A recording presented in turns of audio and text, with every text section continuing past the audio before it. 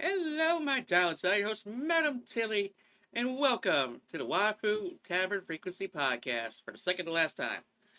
Yeah, here are my good old friends, Ty Donis. Help me! Power World has consumed me. We've And lost him. we have runaway power creature, Nature Claws. They patched up the hole in the wall, and I can't get any more of the cotton candy. Why is he echoed? I don't know. I'm making a new one. Oh no. I'm not fishing him out. Hello. Nope. I'm here. Hello. See, I got a bag of grapes. We just make a trail. Yeah, it was getting pretty chilly. It was getting pretty chilly in the old one, to be fair. So I appreciate the new one, but it's too addictive. Ironically, just like a couple of days ago, we patched some holes in the walls. No joke. Oh no. Well, oh dear. Okay, that wasn't me. Yeah. Oh, and then we have Miss Marikar. Hi. Yeah. Our Giggle Queen. Yeah. The only somewhat sensible one here. At least a sensible introduction. Which is ironic because I'm the fairy. I'm the fae. Yeah. I can be sensible. I thought me being the host, I got like a little bit of credit. But I guess we're just chopped liver, Tilly. can't trust those damn No, elves, it's huh? To be fair, my floof children have ruined my reputation. Any that I had. It's true. That's it's true. also true. It's their fault, not yours. I mean the elves already are in the Fey Forest anyway, to some capacity. Yeah. So like Mhm. they're in league with them. All right, and I say second to last because essentially the podcast is being sunsetted. There was just for one, there was like some scheduling issues. So I brought on too many main guests that I just couldn't keep everyone's schedules or memorize everyone's schedules. And definitely have to drop the the Warhammer one, just because our three main hosts can't meet anymore on a particular day. And it's just, but yeah, like basically scheduling can be a pain in the dick. And then, Yep. so instead of like you have to sort of pick and choosing and whatnot and trying to like hack up the content because they only like this amount of topics, so we're just gonna. And then I also basically asked like, you guys prefer just like gaming instead, and they're like, yeah. So essentially, Podcasting is still fun, of course. Yeah. But... Oh yeah, Yeah. but podcasting and collab do kind of butt heads. So that's what I was trying. I just want to like kind of like record a shitload of pods and then just not have to worry about that for a while. Yeah. Yeah, but it wasn't gonna work out. So. Well, yeah, so I'll just be Twitch stream for a while, and I might do some kind of like maybe like convert the WTF into a talk show. Kind of like do vlog stuff and maybe bring people on about topics. Like y'all remember like the YouTube of old, like Alpha Mega Sin or Happy Console Gamer. Yeah. Or even Splitting one where they just kind of like just talk. Yeah. Yeah. Because it feels like nowadays, like every review has to be some kind of big production. Gotta be scripted. It's got editing. It's gotta have like skits and stuff. You're like, what if just just talking to a camera? Yeah, just I'm gonna sitting say down and grabbing a mic. the vitriol on that and editing. Yeah. Yeah. There's all one take, darlings. Yeah. So, which is why I probably also be doing like reaction content because without editing it. Mm-hmm. Yeah. Yep. Like if I do shows, I'll just post them on Patreon or something. Yeah. So I can't be bothered to hack it up, put on filters or whatever they do. Put all this effort and production into it. Yeah. Who's got time for that shit? Right. All right. And then I was like, okay. Then when I brought it, I was like, okay, should we just game right now and stuff? They're like, well, we actually kind of want to talk about this topic. Yeah. Right. FF14 job tier list. Fuck yeah. Oh yeah. I was gonna say that we actually do have some, at least some level of. Well, actually, I'm still kind of the baby when it comes to this topic, technically, but It's fine. Oh boy! Oh, we have. hang on. We have the crafters and the Omni crafters in here too. Oh, They're boy. all jobs. Yep, they're all all 33 of them. Equal Yeah, that's a opportunity valid representation. point. Oh, okay. Oh, this is going to be interesting. Okay. I already know one I'm gonna put abreast here, but that's just because it's fun. Yeah, Alright. me too. You got your basic A through F tiers. Mhm. And yeah, most of us are familiar with at least all the jobs. Like for me, I played all the way through Stormblood and experienced everything at least once, for sure, especially the combat jobs. Crafting, I was like, this is not really that fun. So I would just, I would just like buy to show up the market board or level up quick, Yeah. I had a Yeah. crippling addiction to Omni. So do you just want to go through like the tanks, the DPS, the healer, the gathering, and the crafting jobs? I was gonna say, do we Or want to we just gonna stratify go- this? Or are we just gonna go through the list as is? Looks like it's an alphabetical currently. Yes. Yeah. Mm-hmm. Yep. I was gonna say it would feel weird to start with Alchemist and then go through all of the and not go through all the other crafters. But that's just me. I like the mixed bag of it all. I was gonna say, yeah. We can do all it the either flavors.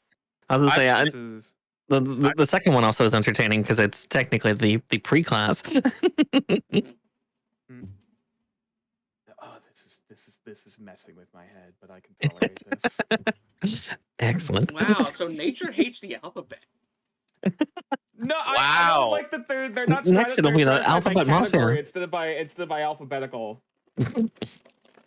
This is weird to me. Well. It doesn't. It's not my vision. No wonder they're So- doing a podcast. Oof. Grumble. Your suffering amuses me. Yeah, sorry. Bruh. All right, Alchemist. I take it you're outvoted here, like 3-1. So Yeah, I'm just gonna sit here, keep munching on this. I'm not even big on cotton candy. Why do I keep eating this? Why is this so addicting? Let's keep Nature, moving. stop eating the insulation. It's so good. It's fiberglass. I literally, Mm. I'm getting like styrofoam information now. So. hmm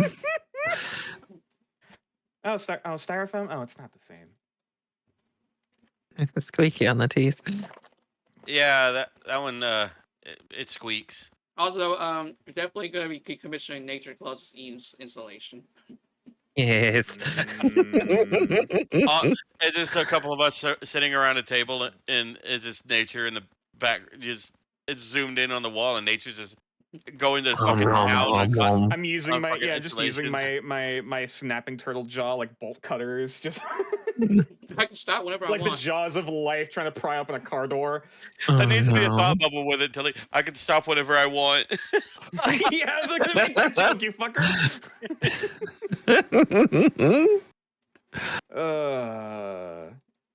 So Final Fantasy. Yes, the jumps. Alchemist. Okay. Oh, All right.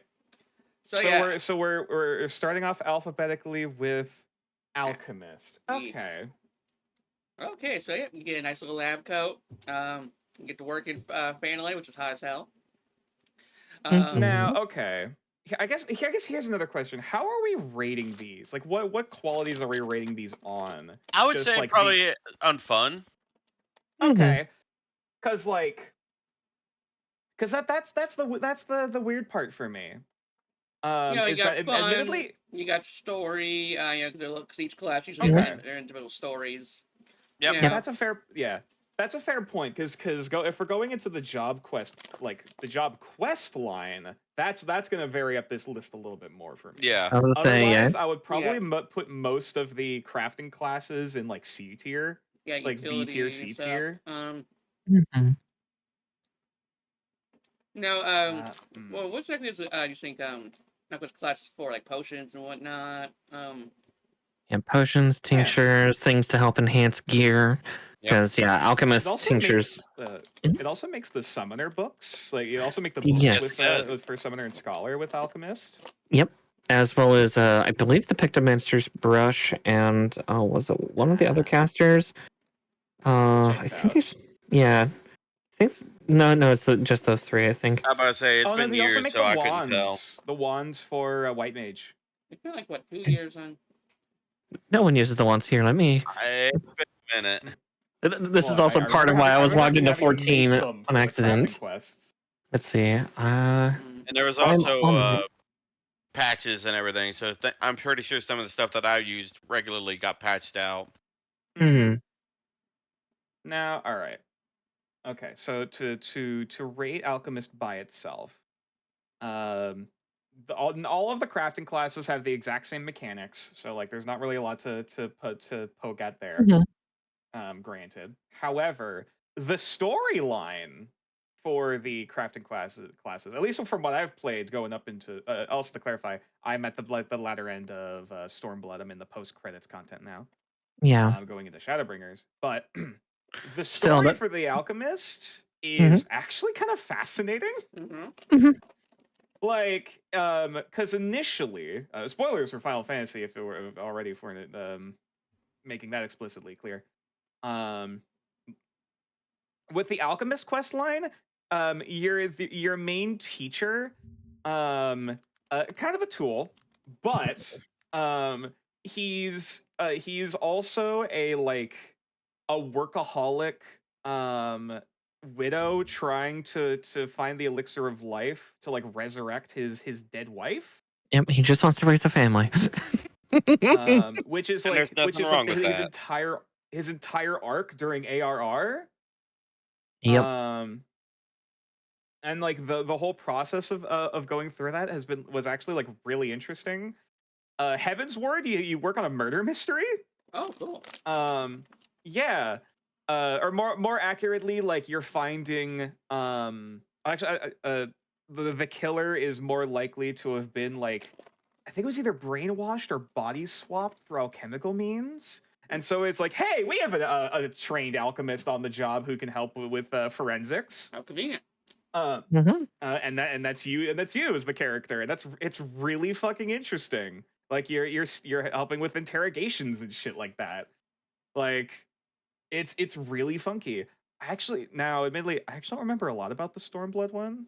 Or if there was anything particular about the Alchemist I questline. think it started to peter off there because I know after Shadowbringers, there's no more combat quests aside from whatever the new ones are. Right. And I think the crafting ones ended in Stormblood. I don't think they had. Yeah, like at that point, in Shadowbringers onward, there's like a crafting hub, and that's where the stories are. Okay.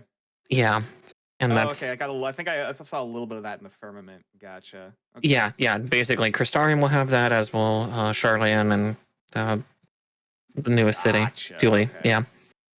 But yeah, honestly, I don't know if I either just never did the alchemy quest line yet, or if it just like it was there wasn't much noteworthy about it.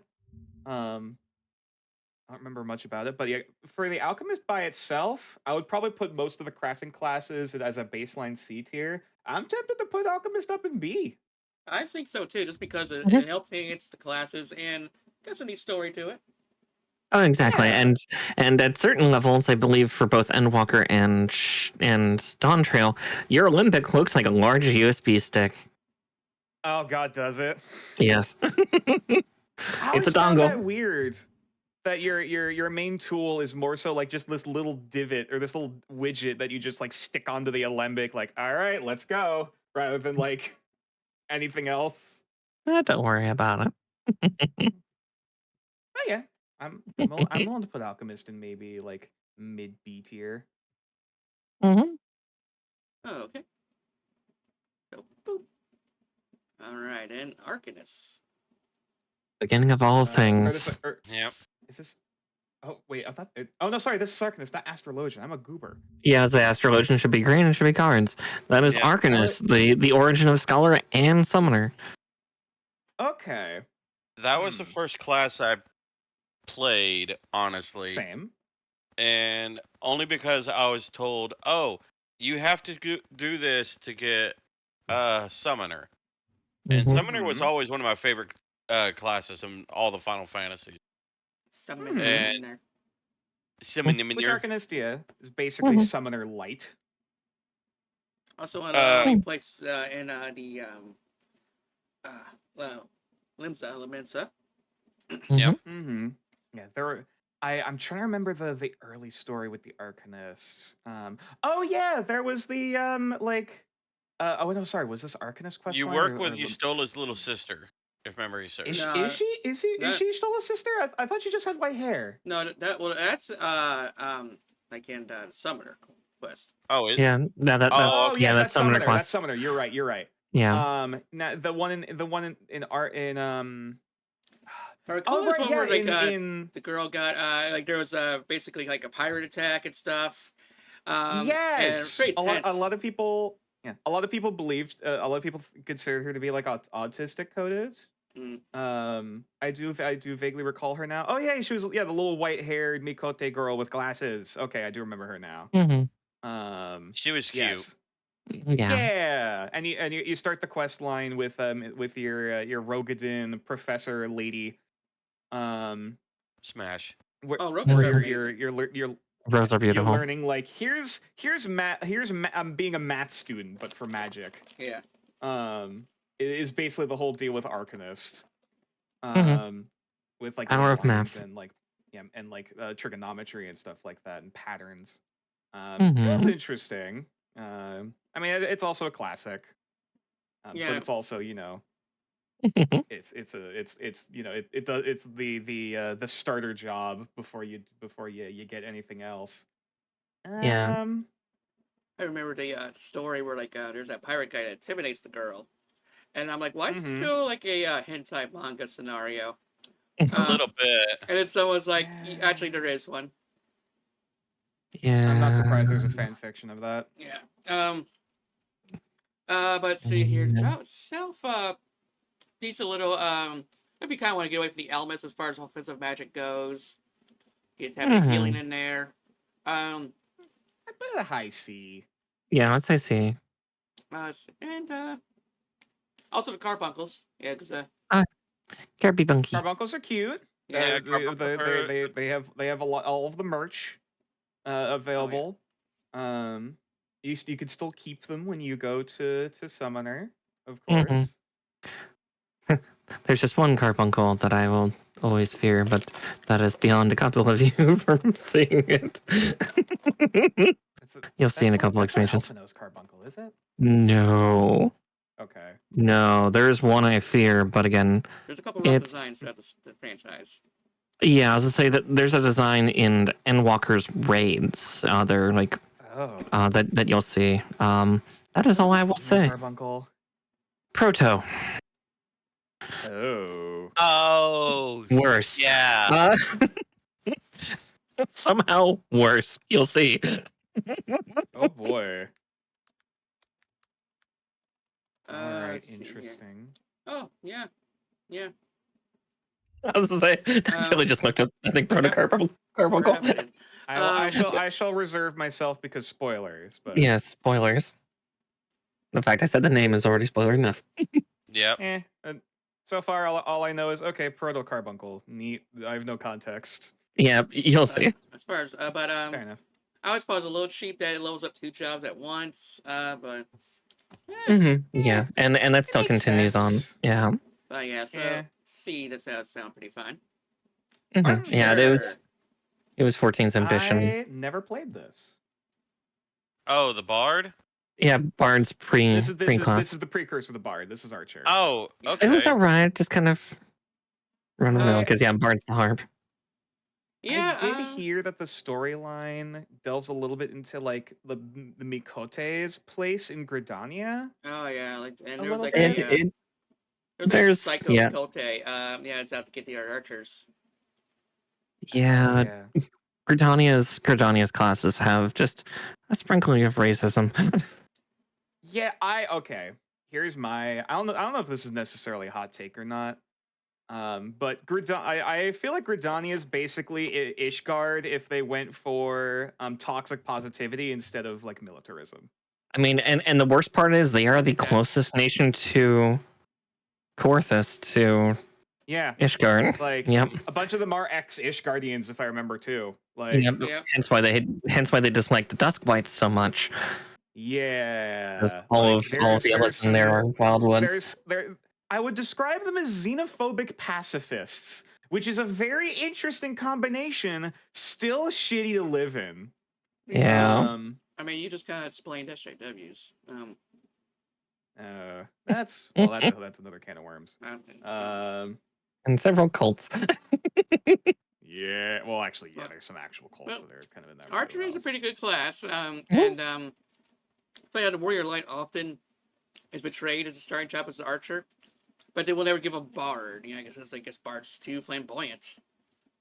So, The power of music. I mean, Bard. I will say this: Bard is 7 shades of extra. I mean, that's all bards. That's what I mean. That's on brand. Yeah, they're all 7 shades of extra. Mhm. yeah, I guess because the Warrior of Lights, it's supposed to be kind of like one of those blank personality characters, so it just wouldn't Mhm. translate well. As far as I knew, the Warrior of Light was usually as a paladin. I thought. No, it changes per expansion. per intro. Yeah, per expansion and intro in that's the okay. I can't remember the class he was in ARR, but then Meteor was a Dragoon in Heaven's Ward. I think a it was Sam- Warrior. Oh, okay. And Warrior in ARR. And then for Dawn Trail, did they go to Viper? he was an archer yes. in 1.0. Yes, yeah. He, Okay, right. that's why I was really confused. I was like, Yeah. what do you mean he was Archer, an archer? Archer in 1.0, Warrior in Realm Reborn, Dragoon in Heaven's Ward, Samurai in Stormblood. Stormblood, Shadowbringers, Dark Knight, Endwalker was Paladin, and Dawn Trail was Viper. But and there was clips of him going back to Archer and Shadowbringers and into post Endwalker. Yeah, Yes. flashbacks. Yeah, I was in Shadowbringers, he actually, it's the one thing that would be so cool for canon, but would suck so much for in-game. He was able to hot swap in combat. He was able to hot swap classes fighting that angel. Yeah, because his bow got broken, so he immediately hopped into Dragoon and started trying to beat the shit out of the angel that way. Finishing in Dark Knight. Yeah. I mean, don't get me wrong, Dark Knight was a lot of fun, though. Oh, yeah. It was kind of neat. Dark Knight is what I carried through. Heaven's Ward. Yeah. It was kind of neat, just seeing him jump through the different classes and everything. Oh, yeah. Like, I've carried that into, like, story writing and roleplay, because that's just cool. Yeah, that's neat. Part of it was like, I want to be able to, hot swap through combat. Mm-hmm. But yeah, I'd probably put Archer. Yes, such limited, screen time until it's gotta be like BRC, no higher than that. Yeah, I would say probably C, because it's a little, it's not enough screen time. Yep, C for Yeah. For it. Mm-hmm. Okay, And blacksmith. the armorer. Smith, actually. Blacksmith Armor, Anvil later on. Yeah. Armor was a lot of fun. I love this quest line. Yeah. I never got to experience this one, so go on. So, this is actually very interesting. You from the very beginning end up having a rivalry, with this other like old veteran armor smith, like Rogadin guy, whose whole deal is like, where the rest of the guild is going, like, we're focusing on, variety of skills, taking in the needs of the customer. The armor smith guy is very, very traditionalist and just elbow grease, make the highest quality thing you can. But like, who gives a shit? Bada bing, bada boom. And like there was this constant back and forth on like who makes the better product, but he's still really competent as an armor smith, even though he keeps butting heads with everyone. Mm-hmm. Like for the Warhammer nerds, he's a little Perturabo-y. Right. A little bit. On that front. Like, but the one thing that separates him from Perturabo, is that you eventually do knock some sense into him. Where at the penultimate of the quest line for A Realm Reborn, you go head to head in the competition.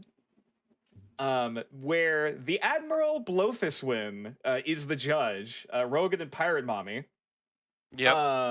And the way she tests it is like, all right, I'm gonna have 2 of my guards each wear your armor, and I'm gonna shoot them in the chest. Whoever drops, they, whichever armor breaks, they lose the tournament. And we won. Now, admittedly, the other guy did survive and was quickly taken to the emergency room, but he actually got shot. Yep. It was actually pretty entertaining. And it will not be the last time that she shoots someone. 0 fucks. Yeah, she shoots a lot of people. She's hard as fuck, and I love her. Yeah. Like that, and then the concept, like the further quest lines, like in Heaven's Ward, you give him like a kind of an existential crisis of like, oh, what the, I'm a horrible black, armor smith. What am I gonna do now? Like I can't, salvage myself from this. And you actually help, like get him back on his feet. Until going into Stormblood, you're working together an apprenticeship underneath like other armor smiths in Kugane, and it's really fucking cool that like you're kind of a dick, but I understand you. And like you've grown to become less of a dick over the course of this quest line, and I kind of like you now. Like I honestly, I'm tempted to put it in S, like. Either S tier or A tier, just for the quest line alone. Yeah, I was to say, the quest line leading up to Merwib shooting people. It's just that's good shit. Also, armor support. Yeah. So exactly. Yeah, you probably makes decent money off making the armors. Oh yeah. Millions. Millions if you do it at launch. You're making gear for people. Are you kidding?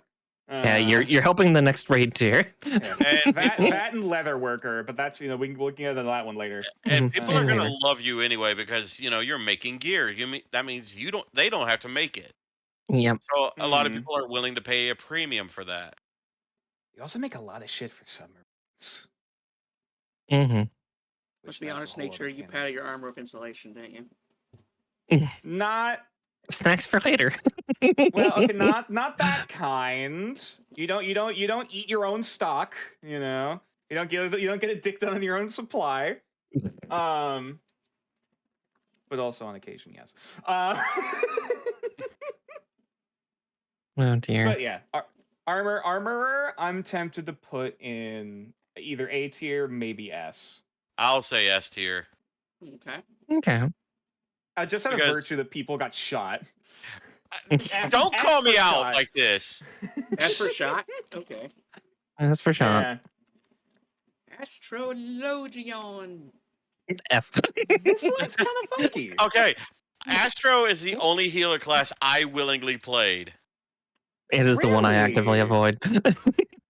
I liked it because, and this is just me, but I enjoyed it because it was like I was taking Orin Durai's spot from Final Fantasy Tactics because he was an astrologian. Fair. Yeah, for me, it's just they change it every expansion, and every expansion I still have to look up a guide on how to use the goddamn cards. Astrologian is very much if you want to have a little bit of RNG, if you want to play up the gambling. There's Let's Go Gambling. If you want to play up, if you're big into like the tarot and this like the crystal reading, spiritual, doing spiritual stuff, go on ahead. Yep. If you're a big horoscope nerd, first off, fuck you. Secondarily, no. Wow. I'm a Cancer, you Sagittarius fuck. I also say that as a Taurus, actually. But no, I'm mostly joking. Just exactly, yeah, exactly. But yeah, no, just my issue is it's hard for me to remember it. Like, strangely, I can remember the ninja stuff, but again, they've not changed it every expansion. And that's the problem. I literally have to have a picture up on the side with what card does what. Otherwise, I don't know what I'm doing. That I and think they've for kinda- dungeons, they it's kinda really streamlined painful. that in the latest one, where like I still each had I tier- still had to have a flash image up for like a That's flash card of fair. everything. It's I just that was my last healer I had to do, and I was not happy. That's fair. It's at least, yeah, like I said, at least they streamlined a bit of like, oh, only these two will ever go on tank. Only these two will ever go on DPS. You know, like Well, yeah, it's like yeah, these 4 will go on tank. These 2, yeah, this one will go on caster. This one will go on DPS. Okay. oh, right. Yeah. Or I guess like I associate it with like, oh, Z, like because it's always to the same button. They're like, oh, Z button is tank. Cool. Like, but so and I don't Kind of, think yeah. any further. But that's that's just me. Oh yeah. Yeah, that and dungeon healing for this is dungeon healing as an astral also is a little more painful. They're magnificent in raids though. Holy crap! You put them in an alliance raid or a lot of regen. They're able to spread it to everyone, which is really great for if you have 8 people. Blind raging. Yeah. So yeah, I guess minus points for practicality. But yeah, I think this is possibly like one of my most used healer. Okay. And I do love the witchy outfits, you know. Like oh yeah, its fashion is wonderful. Oh yeah, like I kept that absolutely. glam as like kind of like my main astro glam because I try to give like each class their own glam. I mean, make alternate it every like month or two. But astro they usually that default dress kind of stays the same. Yeah, I just can't beat it. And then let's see here. I like the story, at least the first story. You get, this is the first one of the first classes you get in Heaven's Word. Where it helps you delve a little bit into new like the Ish Guardian. Yeah, I mean all the quests get you dive you into Ish Guardian politics, but like. But yeah, it had like a kind of like a religious like a prejudice type of storyline. Yeah. Yeah, just kind of a bit witchcraft, and then as it goes into Stormblood, you then deal with geomancers, which are Othar's equivalent of like basically their rain and earth readers that do basically the same thing. Yeah. Oh, also another point for Astrologian, probably the best animations in the game. Yeah, it's very very flashy. One of them. I have some biases. A fucking like observatory, like constellation map. Yep. Like it's gorgeous. I'd say that there's still one other healer that I think has the better graphics, but that's I admit to having a bias there. Yeah. All right. But it's also one of the only classes where you gotta like beat a whole expansion first, or the base game. Didn't even get access to. Yep. Yes, pretty much all of the further ones from Stormblood on, you have to complete at least one expansion because you have to be, let's see, you have to be minimum level 50 for Astro, minimum 60 for Sage, and then minimum 70 for the Endwalker classes, and then minimum 80 for the Dawn Trail ones. Yeah. I say good work as good maybe like a B tier. Yeah.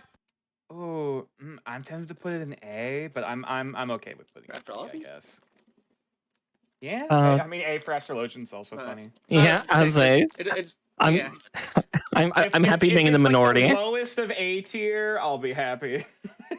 That's fair. Yeah, I'm outnumbered, and that's okay. I'm not being great. Exactly, yeah. Like I would have put it in D or C. But again, if everybody else says A, then that's A, and that's more than fine. Well, I said B. I'll B. Okay. Yeah, I'll say C then, because I'll be nice because it does have a lot of things going for it. It just I have a negative bias. So C for card, or A for astrology. What do you think out here, Tydonis? For Astrologian? Yeah. I would say a solid B. Okay. So B in the middle we're kind of bounced out to B. The only thing that I didn't like is you had to choose between either being a active or a reactive healer. And active is the healing, and reactive is the shielding one. I tried the shielding, I didn't enjoy it. I wouldn't consider shield healing as reactive. It's preventative. That's the word I'm looking for. Yeah. And that's my wheelhouse. I like being a preventative healer because I was a scholar and sage. You know what? That's perfectly fair. I mean, as long as you enjoy, your. Oh, exactly. Yeah. I'll never knock somebody else for playing Astro. If anything, you are better than me. I find it fascinating, but that's also because that might be the neurodivergent ADHD brain. Like, ooh, buttons. Alrighty. Bard. Bird. This is another one I've never played. The Spoonie one. Yeah, the snooty one. Wonderful hats. Wish I could wear them. Cries and Vieira. Wonderful glamour. Yeah, absolutely fantastic glamour. Weird You pants, get to have. I said weird pants. Weird pants. Oh yeah, What's weird wrong with pants. the pants. Yeah, they got like one's like solid color, one's like stripes. Usually, definitely very core They're gesture bards. type. Yeah. Yes, they're entertainers. That's exactly. the point. And on top of that, you also get the ability to make music if you want. Again, if you've ever been to a venue and people do that stuff. Yeah. Exactly. It's got some extra functions, and you have a bunch of different sounds, including an electric guitar now. Shout out to you songbirds out there. Yep. Yeah, to all the songbirds. You're brave. If I remember correctly, lore-wise, they also kind of have like a psychopomp isn't the right word, but I thought there was like some sort of like weirdly like or I thought something in the story had like a funeral focus for some reason. I was gonna say the story quests are very forgettable. Okay. Yes. Probably the weakest job quests. Yeah. The nature. I think you are right. I think there was a funeral dirge that you ended up doing during Heaven's Wards. Maybe that's what I'm something like that. Because again, you always want a musician at these events. Yeah, even for somber ones. Exactly. As a bagpiper, trust me, I know this. We're always at funerals. Play the bagpipes. Playing the bard though, pretty fun. Just again, like rapid fire, all these different types of arrows. You can do poison and stats effects on enemies. Yeah, you got songs which can buff you and debuff the enemy. Exactly, they're so good. Yeah, like they're definitely like the jack of all trades. Exactly. If you like shiny button, this is one of them. Oh yeah, shiny button class. Yeah, basically it's like a Swiss Army knife. Just I love the fact that you can also move and shoot too. That's pretty rare. Yeah, a lot of games don't do that anymore. Yeah, but thankfully that's the physical range role for you. Is you get to move and shoot, and it's great. Oh yeah, plus all the AOE moves as well. Those are great. Oh yeah. I've seen so many people. Well, you lose DPS because you get to move and shoot. I was like, yeah, kinda, but at the same time, being able to move and shoot does make up for it. Oh, exactly. Yeah, and Bard does have a wonderful limit break 3. Blot out the sun with your arrows. Yep. Litter the field. And on some weapons, your musical instrument is your bow. Yes, exactly. A lot of the designs for the Bard's bows actually fold up into harps when not in use. As it is some weird mechanical musical bullshit. It's wonderful. I do love that there's a external program that people made, and you can basically there's a Discord where you could request certain songs to be made into playable music in the game. Exactly. Yeah. So good. I may have done the Tristram theme a lot. Yeah, I was to say there's some really neat crimes out there, but again, anybody who does this, they are very brave because of the fact that like some of the bands I've seen have been upwards of 9 multi-box users just to make it work.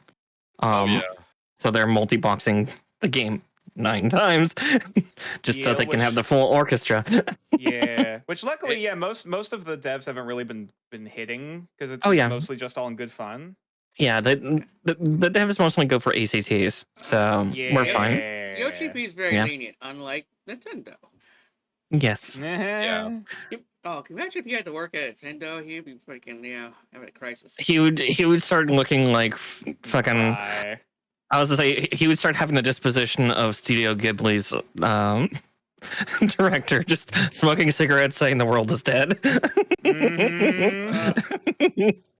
So how Nintendo couldn't wait to rub it in when Multiverses went down. Yeah. Yeah. Oh, my heart. But yeah, I would say solid A for the Bard, only because Yes. its Yeah. storylines suck. But Yeah, That's fair. Yeah, funnest class to play. Oh yeah, it is a wonderful class.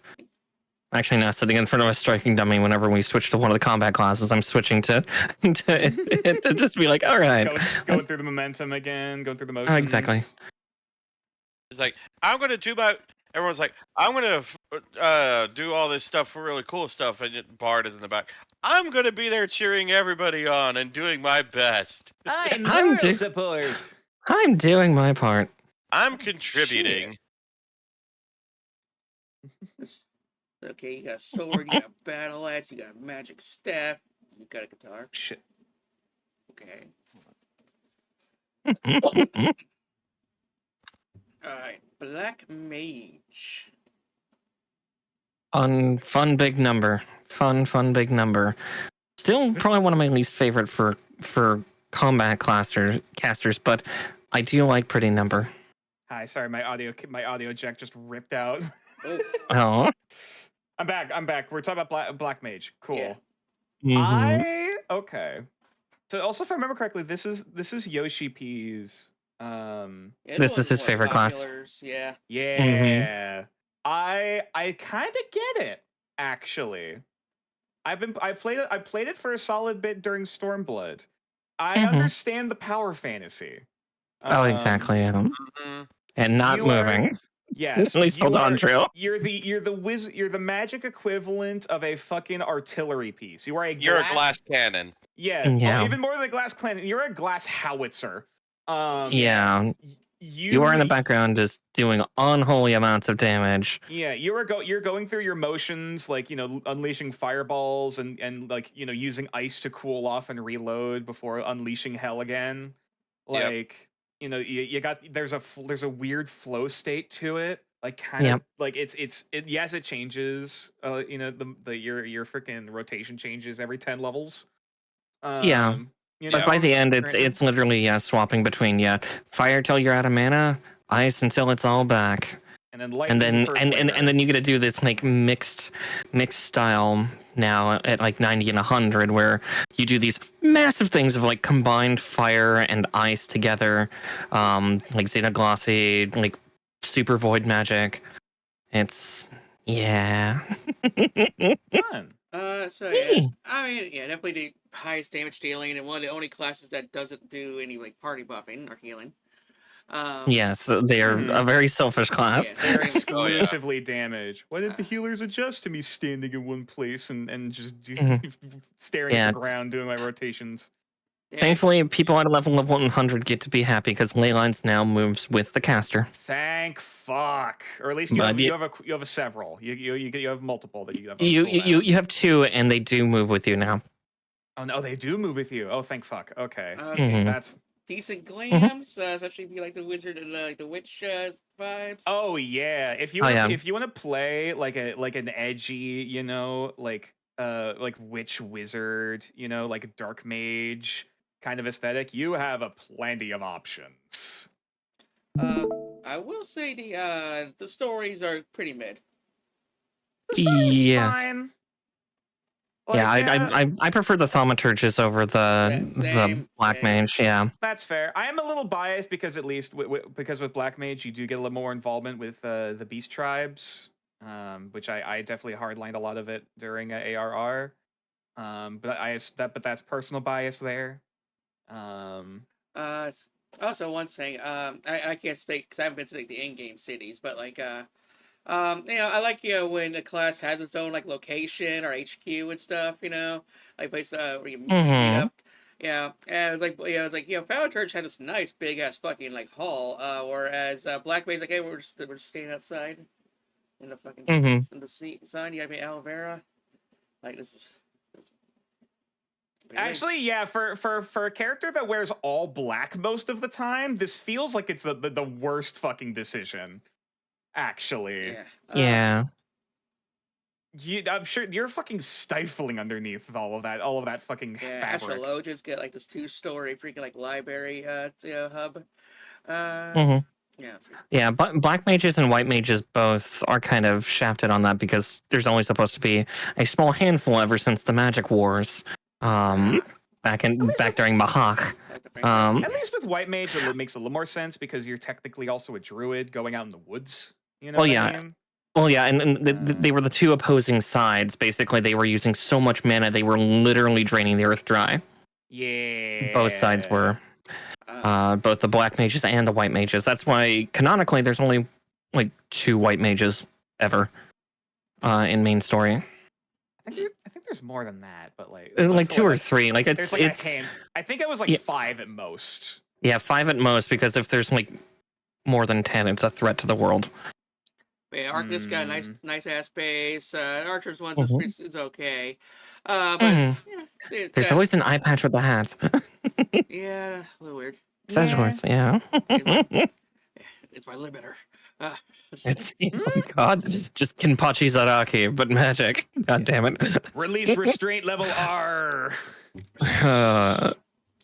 Okay, but where do we rank the black mage? I would probably say B for black mage. I say yeah, B or A, yeah. Myself, I feel like I gotta go for the promotions from far away. Yeah. And I was gonna say yeah, it's not my favorite because I like being able to kind of sidestep again. Yeah. You'll see where my biases lie. Well, yeah, I have the dodge boss AoEs and stuff. This is the embodiment of my hyperfixation. I can't vote it any lower out of principle. And that's totally valid. So what about the blacksmith? Blacksmith. Oh yeah, that one was still fun. Honestly, the story for this one isn't as memorable as the Hammersmith. But that might just be because of how fucking great the fucking like old grandpa Rogadin was. Most of what I can remember, all I can remember about the blacksmith storyline wise, is that the blacksmith trainer's like kind of a slack off, like. He's highly competent. However, he spends most of his time like drinking and like flirting with other people. Oh, that's not the armor smith. That's the relic. That's the relic guy. That's a blacksmith Geralt guy. Blacksmith guy we're talking about here. The guy in like the guy with the bandana and like the orange like. Oh, him. Okay, he's so much like Geralt, the relic guy, the bald guy. Like they have the same disposition because he's lazy but super competent and drunk all the time. Maybe that's just an armor smith thing. Yeah, I'm sensing a theme. He did kind of clean himself up in Stormblood, but that's partially because the one oh my god, what was her name? The one apprentice who came over trying to learn Limsa Leminzen techniques actually got a crush on the guy. And instead of like going all flirty and like you know misogynist about it like he may have been before, he was like, oh god, I actually don't know how to talk to women. Oh no, what the fuck do I do? Like, oh, but for also, the armor, the weapons, but also being terrified of the dad. Like understandable. he he did a total 180 of like, oh fuck, I actually have no idea what I'm doing, which is weirdly refreshing. But so which otherwise like other than that, I don't remember anything about the storyline before that point from ARR or Heaven's Ward. Yeah, just feel like Armor Smith and Blacksmith could have been like one class. Yeah, I understand why they didn't, because that would be a lot loaded on one crafter for like for resources and like necessities. Like. Yeah, they still share a lot of recipes too for the baseline materials. Maybe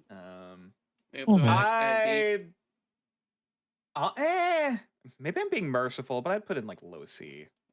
Yeah, C or D, because C at least they do make some really nice relic, but like design weapons. Again, market That is board true. share stuff.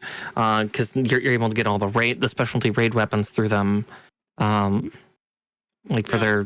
for the appearances at least. So I'll say C. They're middle of the road. Does it like does it take more resources to make a weapon since when it comes to the gear set, yeah, that's like 4 or 5 pieces. Yes, yeah. The gear set has infinitely more. I'm mostly talking the cosmetics. So like, the blade of the deep, or from the stuff they Bismarck. can make. Yeah, the aesthetics that you can do for glamour. These have no mechanical influence, but they are pretty. Yeah. Chase, you were Omni Crafter when you went away in a blacksmith. A lot of the crafting stuff, I didn't pay that much attention to the stories. Valid. That's fair. Because I was like, I just wanted to make. I liked being a crafter. I liked making stuff, and it was just cool being able to make everything that I ever needed and everything. So it's like I'm kind of there with you. I mean, yeah, kind of, but at the same time, it was one of those things. Okay, I can make a whole bunch of money doing everything I need like this. So fuck it, let's go.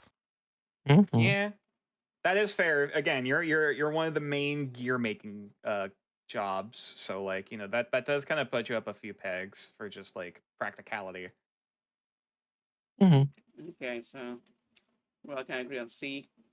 Yeah. It's useful, but it doesn't stand out too much. Ain't much, but it's honest work. Memes. S tier, fight me. All right. Automatically. I have mixed feelings on Blue Mage. How dare you? Now, all right. Now, I also want to preface this. I would put it in A tier, regardless. I would still put it high. It's a limited job, for which because otherwise it would be busted as hell. So like for obvious reasons, the concept of having a caster that steals the abilities of other enemies is really cool, conceptually. The story is a bit of a mixed bag. I do recall, though that's also partially because of how the it didn't really age well. Yeah. Yeah. That being said, the story has continued. Like that's one of the few classes that still has stuff in every expansion. It's a lot better now. Have they gotten it up to Endwalker? Not Endwalker. Up to Dawn Trail. Oh, they got it up to Dawn Trail. Oh shit. Yeah. As far as the content for that class is concerned, it's always one expansion behind. Okay. Yes. My opinion might change as I get into it more.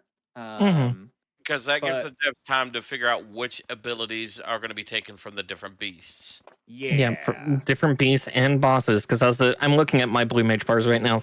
Let's see, I've got Ravana's Blade Strike. I've got a certain raid that Nature's not been to, so I will not say its name. Choco Meteor. Yes, Choco Meteor is in fact one of them. Yes. I've Choco Meteor. One of the Chimera abilities that like freezes everything. Ram's voice. Yes, and then there's the one I still need to get that allows you to insta kill almost like any frozen enemy. Shatter. That's gonna be my big combo coming up. And that's the room killer. Yeah. Even though you are technically a DPS, you get something called Etheromimicry, or and take on the rolls. Yep. As I always called it, whenever I was like needing to do something, I was like, hey, like I would tell my friend Simon, I was like, hey Simon, let me get some sip. And he's like, all right, what flavor you want? I mean, give me tank. You know what I want. You know what I'm about. And there are certain abilities when you use Etheromimicry, depending on what class you mimic, will augment your abilities. Yep. Yeah, like I tend to do healer for mine of late because it's just a nice support and like suddenly what is it called, Moggle heal or something like that? Suddenly triples. Pump cure. Pump cure triples. You're able to resurrect people. Now here's the thing. You have to do something called the Blue Carnival, which you said you played Research, correct? Play what? He played up to sample. Okay, so yeah. basically, it's basically like on WoW, the Brawlers Guild. You are basically fighting a boss fight, and Oh yes, okay. and you have to. What the good thing is, they will tell you what abilities these guys are weak against, and you have to complete all but two of them. You have to complete 30 Blue Carnival fights to unlock Angel Whisper, which is you res, but it's a 5-minute cooldown. Yep. But it is so worth it to have, and by doing the savage raids of Alexander and another one I can't remember. That is how you unlock the Marlboro mount. Yep. Yeah, you have to. Okay. It is, in my opinion, it is the biggest flex in the game. It really is. It's one of the biggest ones out there.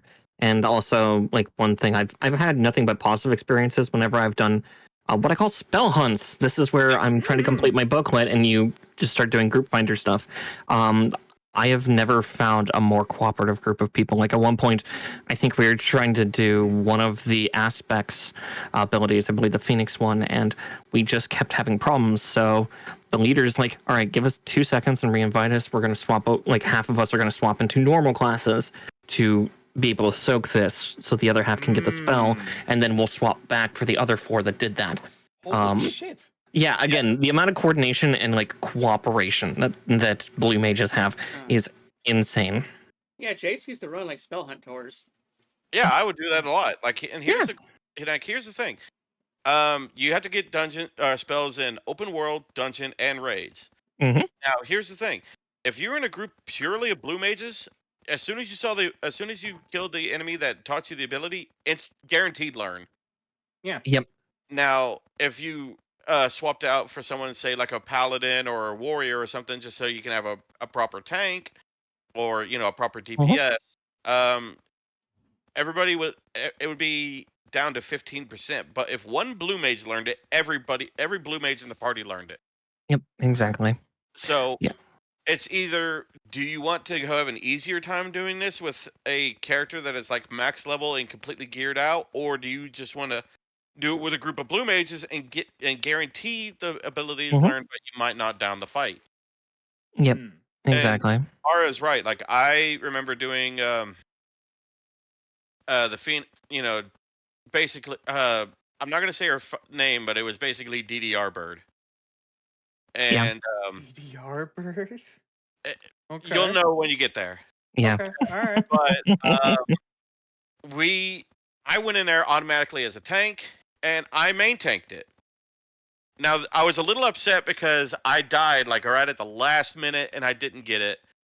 But we all ran it again, and everybody but me got it, because you have to be alive in the fight to get the ability. Yeah. And they're like, did everybody get it? And I was like, I didn't, because I died at the last second and I couldn't get raised. They all was like, all right, let's go one more time so that the main tank can get his ability. Mm-hmm. Yeah, they are such good folks. It's great. It is probably the most welcoming community as a part of Final Fantasy 14 that I've ever been a part of. Who's the least welcoming? Omnicrafters. Really? I would say mentors. Mentors, Omnicrafters. That's so ironic. Mentors just do it for the crown a lot of times, and it really sucks. Yeah, they do it for the flex, but I say Omnicrafters because that's one more person threatening to cut into their profits. Yeah, that's competition. Yeah, and I've seen a lot that's not a healthy way to view it. I've seen a lot of sketchy shit from crafting. I know. I've seen me do it. Like, I've seen a mentor healer not do any DPS and still the tank fell. Yep. Yeah, it's like they're again. This is not all mentors, so if you have a mentor crown or actually one of the good ones, thank you so much for being that.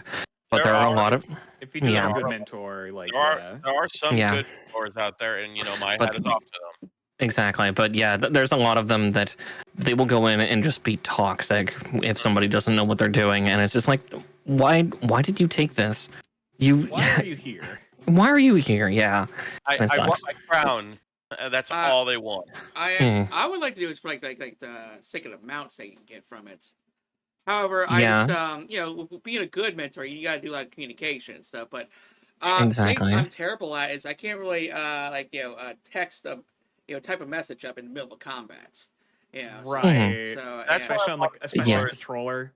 That's why a lot of mentors who will actually kind of basic quote unquote hire themselves out as a mentor. Yeah. They basically require you to have Discord, so that way they bypass the typing. They can communicate directly. Yeah. Like I use the keyboard for communication, but still, even I can't type up a nice accurate message in the middle of fights. Exactly. Yeah. Yeah. Typically, like I'm not a mentor, but I've tried to take on some of that role in the past. Like I've been like with maybe a bunch of sprouts, and we wipe. It's like, okay, so this is what ended up killing us, and this is one way that you can try to help learn how to. And it's like that way works. And luckily, I type about 80 a minute. So, and I used to do role playing a lot, so I'm used to typing very quickly in the system. Yeah. Used to be on timers. And Blue Mage wise, she has limited class, so it cuts out some content, but it does get some content with like the carnivores and the other stuff. The storyline's pretty decent as well. And you got the swagger, especially with the best summoning game, Canes. Oh yeah, so much flexing. Yeah. Oh yeah. So I think it's one of the only classes that doesn't have limit break in memory serves. It does not know because it does not need it. It's cast missile. Yeah. Right, so exactly. I gotta put it at S. Oh, hands down. I'm okay with after the conversation. I'm fine absolutely with S. Yeah, also just good for grinding old content. Oh, exactly. Yeah, it's so fun. Yeah, eventually we'll get level 90 here in Dawn Trail because during Endwalker we actually gained 20 levels because originally Blue Mage was stuck down at 60. Or 60. Yep. Oh shit. And then it bumped up to 70 and 80 in the Endwalker. And so we'll get 90 this expansion. Then you get a flashy cane. Yeah. Also the cane's great. Yeah, the cane's great. The current newest cosmetic one, which comes from the treasure maps, it's an umbrella. And I want it. I want it so bad. Figment of Raintide. That's cute. Yeah, it's cute. I have the blue bomb one. Yeah, that one's good too. I have the other one. My buddy has the blue bomb. I have the ice wolf. Because the blue bomb one is basically you have to fight or do a fight.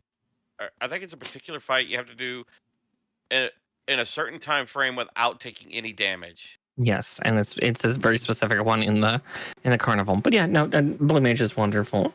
It's a lot of fun. I recommend everybody once you get a feel for the game, I recommend at least everybody at least try Blue Mage. Oh yeah. Yeah. Like, you're gonna start off with one ability, just Water Jet, and that's it. You have to go around the world and collect all your spells. But once you do, you're a fucking Swiss Army knife, dude. Oh yeah, you were so great. And remember, the best ability in the world is fish. Fish. Yep. Flying 13. Yeah, fucking 13. It's an instant cast interrupt. What's not to love? Exactly. Yeah, it's great. Fish. All right, so it looks like next though is plants. I like plants. I remember being fairly wholesome. Okay. Yeah, I don't remember the story at all. It's been years. It's you're focused a lot on environmentalism. Surprise. You're learning about different plants in the Heavensward quest line. You're going through the minutia of identifying that certain plants that we thought aren't Ishgardian actually are native to Ishgardian soil, and stuff like that, or breeding certain variants to help help feed people or survive in certain environments. I'm a big ecology nerd, so I got super into that. Though I can understand why some people's eyes might glaze over a little at this species of cabbage can thrive more in the winter soil. Thank you, warrior of light. Okay, yeah, sure, buddy. But I liked it. It's cute. You during Heavensward, you work with a newspaper, a newspaper reporter coming to Ishgard. It's fine. It's relatively standard. Mhm. Yeah, that's I would be fine with putting it in yeah, probably C tier. I'll be yeah. So perfectly C or honest. B, because yeah, it's useful. It's a really fun thing to just like if you were looking to do like, oh, I'm going to do this tier of gear. All right, I need to go get the materials. Cool. Put on a podcast, fire up Gather Buddy, Mhm. and have a time. It ain't much, but it's honest work. Exactly. And that's kind of my same viewpoint for minor as well. It's just it's same thing, different flavor. But yeah, so it's just like it's a nice wholesome gather, but Mhm. but yeah, just no big impact in the game, that's for sure. So Yeah, no Yeah, real impact at pretty all. average. yeah, so pretty Yeah. average. So C, I think. Yeah, that works just fine. And Okay. the cop into Ye- Wood. Get the Hey. Yeah. The questline mentor is like he's like how the fuck would you describe him? If you remember anything about him, Mara, the white hair, was his name Beaton? Yeah, Beatin. Beaton. That way makes a lot more sense. I He's never heard his French. name, so I always called him Beaton. Yeah, Beatin is wood. Beaton Wood. Beatin wood. Yeah. Beaton makes more sense. Yeah, Okay. but Beatin is He's like, he's cool. He's pretty. of course you think he's hot. Duh. I have a thing for elves too. Come on. That's fair. He's like an elf silver fox kind of guy. A little bit, and he's kind of easygoing, but at the same time, like A little gets bit his of a stuff going. poet, you know. Yeah. Like, God, I feel like we're setting him up for a dating sim. Jesus. I mean, Final Fantasy 14 feels like a dating sim at times. It really does. No, fair, but you know what I mean. You even kind of get that Nendwalker. Have fun. Oh my God. All right. It's just like But yeah, a lot of it is mostly just the story is about you like learning new techniques, meeting new people, mentoring other like up and coming carpenters. You know, there's like a cute Mikote girl you meet who you're trying to help out and like learning how to be a carpenter in Stormblood. Like it's again nothing not as rambunctious, you know, as like the Alchemist quest line and shit. Mostly peaceful, mostly wholesome. Nothing really to write there's home not about. a lot of conflict in it, thankfully. Yeah. Utility wise, I think you can make some money off Carpenter. Oh yes. Oh, yeah. You're making furniture. Yeah, that is the most expensive market. Yeah, absolutely. And even now, after level 80, it's great because if any carpenter or if any recipe in general, regardless of what crafting class you are, if it's more than 10 levels lower than you and you're level 80 or higher, you have an automatic insta 100% quality button. Wait, what? Yep. Yeah. You get to 80. Oh shit. 80. Okay. Yeah. Oh yeah. I'm getting close. You're getting close. Yeah. I'm like yeah. late 70s. And then after that, you just do like one of your general crafts, and boom, instant high quality for everything. But yeah, the furniture market is so good. Like I would put this in a B easily for the fact that you get to make the things that fill other people's houses, and they can make so much bank off that. Probably feels bad that I let my house just disappear. I had to sell mine in order to server jump. Yeah. I was sad. I finally got one in Empyrean. I was like, and then I left. I couldn't give mine away, but yeah, I was trying. But I needed to take a break from the game because basically it was extremely long, $15 a month. So just for the sake of a house. Yeah. Exactly. But yeah, like these days you can still have an apartment and an FC room, and I still keep those furnished because old habits die hard. I still need to actually redo my apartment now that I've jumped to the server I'm on. Sanctuary. True, and Island Sanctuary, which is also where you can put more furniture stuff. I want to unlock that so fucking bad. I want Finish Endwalker. Finish Endwalker for it. I know. I want it. I want it. It's so good. My island paradise. It's so good. Yeah. You can get a dapper otter, as a pet. Exactly. It's so good. As well as a steampunk otter too. The what is that? What, the more fanciful otter? Let's say a posher otter. Yeah. Oh, I love posher otter. Yeah. Along with great glams, I was to say nature. Some of the glams you've seen for my crafting, like the super short jeans, and then the like tied in the front shirt and stuff like that. Those are all Isle Vacation level gear pieces. Basically, get your island up enough levels. There's so many good glamour pieces from there. Yeah, a full steampunk Baron outfit. Yeah, like it's five so of the good. wish listed pieces I wanted from the island sanctuary. Yeah, it's like the resort set, the Isle Vacationer hit set, the farmhand set. Oh, they're all great. Set, which is like very like it's so good. It's so good. I want. Yeah. I want. Eventually, but yeah, I would say solid B, just because the furniture market is phenomenal for Carpenter. Yeah, so I mean, like, you know, A just off utility alone. Oh yeah, A would work I too. S just because they said the storylines are pretty mid. Yeah, the storyline's mid, so yeah, I'd be happy with an A as well because A tier is good, but there's a part of me that wants me to put it in B for beaten. I will be right back. More than fair. We're not even halfway through the list. No. Ooh. I've already been keeping Talon updated. She's fine if we have to cancel out for that. What time y'all bail? We were gonna bail in about an hour. 9, yeah. Yeah, but she's already fine with it canceling out. That just means that she hangs out with her partner. Fair enough. Yeah. Again, I've been keeping her updated about it. Let's see here. Conjurer. The hippie. Yeah, pretty much. Yeah, that's why I got the vibe. You in that cave, they're sitting in a circle, passing the grass. Welcome, everyone. It's time to learn on your meditation and your understanding of the environment. Exactly, and also we've committed a lot of war crimes. Yeah, they have. So yeah, with Nature's comment of, "Oh yeah, the alchemist can make wands." It's like, yeah, after Conjurer becomes White Mage, wands disappear. You also make the canes. I didn't get the chance to butt in with that. Yes, the canes remain forever. Also, but yes, very rare. After a while, you stop using the wands, even though some of them look kind of nice. Also, it's like the only that gives you a free mount. True. You got the white unicorn. I need to grab that still. Shit. Yep. There's this guy waiting there like, hey, you want a unicorn? It was their incentive to try to get more white mages back in the day. Oh wow.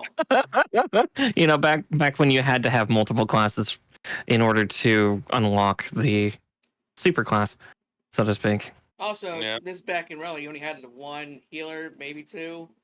Yeah. Yeah, you had two. You had Scholar and you had White Mage. And Scholar, I think, was even a late stage bloomer.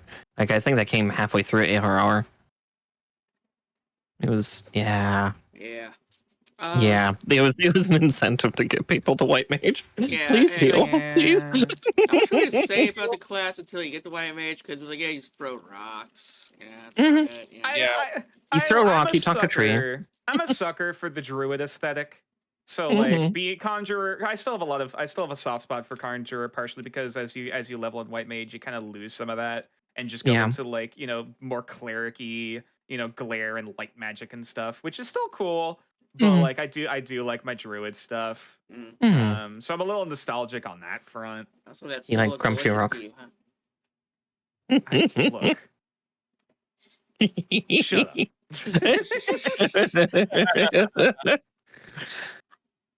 But Conjurer, I'm fine with putting in C. C for Conjurer. Okay. C for Because they also Conjurer is the one that I most often see when I enter like, random leveling roulettes that are like 30, 40, 50, and occasionally I'll see that branch and be like, where's your stone? Yeah. It's honestly those people are kind of chads. Like, damn, you're able to level this far without taking White Mage? Yeah, like, I'm kind of weirdly impressed. As a tank main, I sometimes get concerned, but then I remember I'm nearly invincible. Yeah. White Mage is already just so good at healing already. I get hell because I have at the time during Dawnwalker, was it? Dawn Trail. Dawn Trail. That was the last expansion I played. And Endwalker then. Endwalker is the the last one. Trail. Yeah. Because the one that was before Luke the fucking Rogan or the Hrothgar that a lot of people didn't like.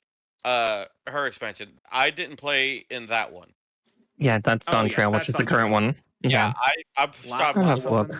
I stopped in the one before that. In But Walker, then, yeah. Okay. Mhm. I leveled up Summoner to max on that expansion, and that was the one Mhm. I did the story one. And I got so much hell because I had, Summoner maxed out, but I had nothing on um White Mage?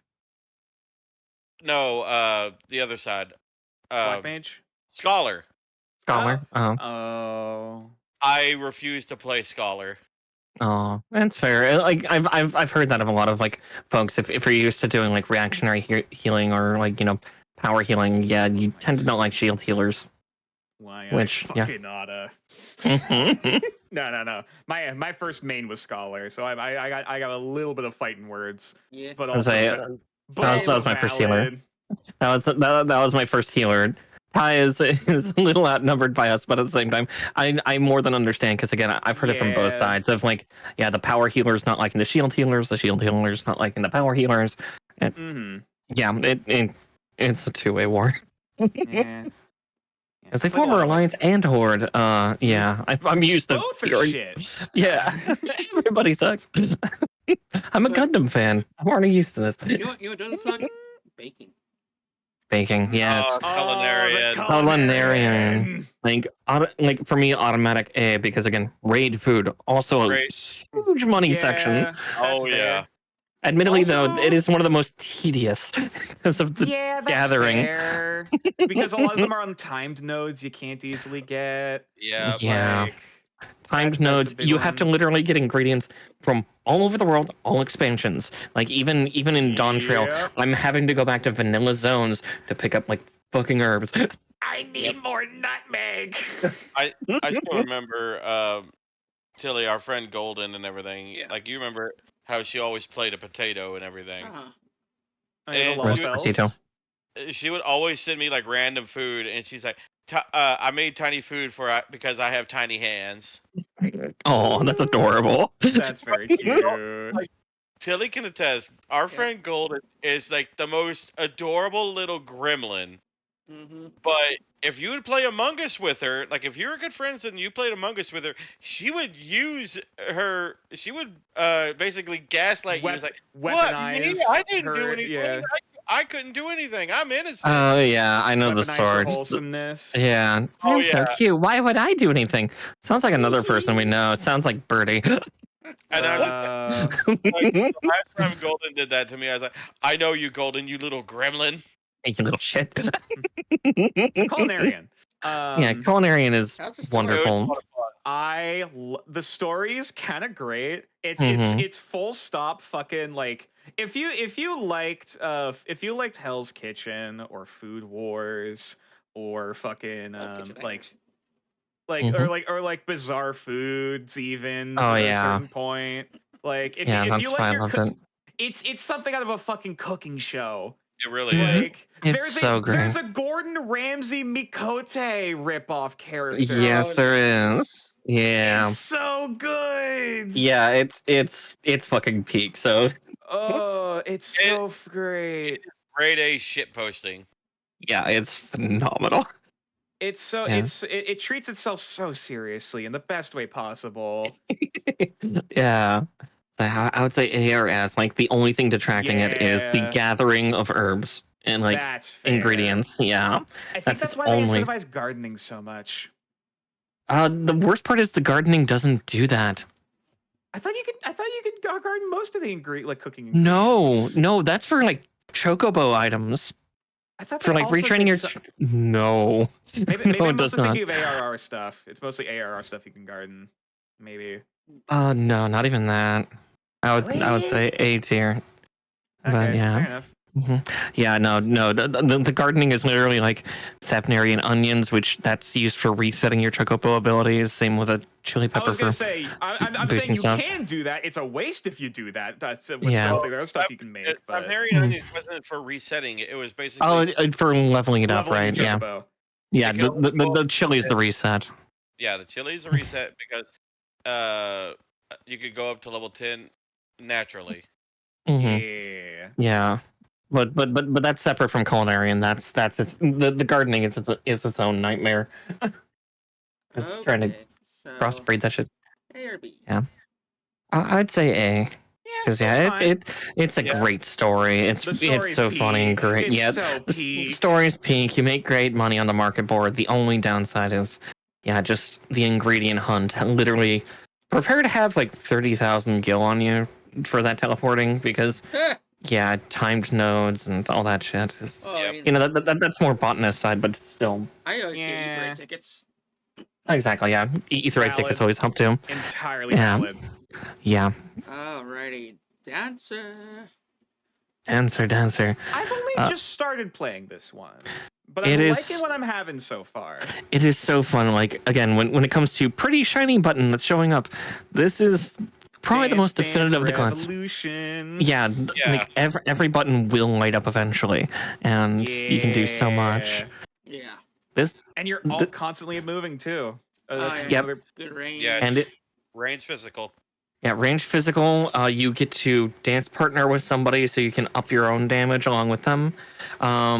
It's probably got one of the other. It's one of my other favorite limit breaks for like the range DPS for the most part, aside from Machinist, despite that being my love.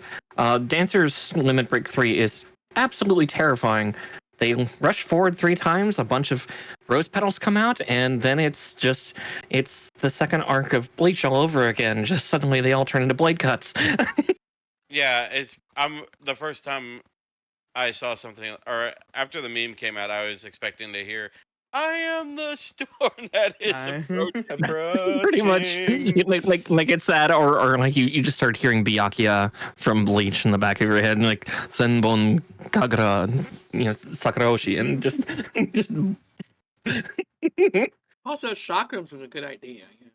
yeah, chakrams is a good Yeah, idea. They're Definitely really unique. cool. Yeah, they're really neat. It's a wonderful weapon type. The start of the quest has one of my favorite Final Fantasy IX songs, which is it's the fight scene on the Tantalus during the play. I always forget the name of that bolero, but it's a beautiful song, and they dance to it. And yeah, they do exorcisms in Yeah. parts of the story quest. Yeah, Well, I know, part of the was quest. kind of but It was okay. Yeah, it was not the best. let's see. Mhm. Where's that?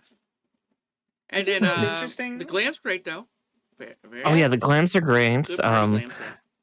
Oh I do yeah, find it interesting that the Mhm. parent. Sorry, there was a point I almost forgot to mention. I find No it worries. interesting that apparently the dancer is weirdly like the mirror to Dark Knight, lore wise.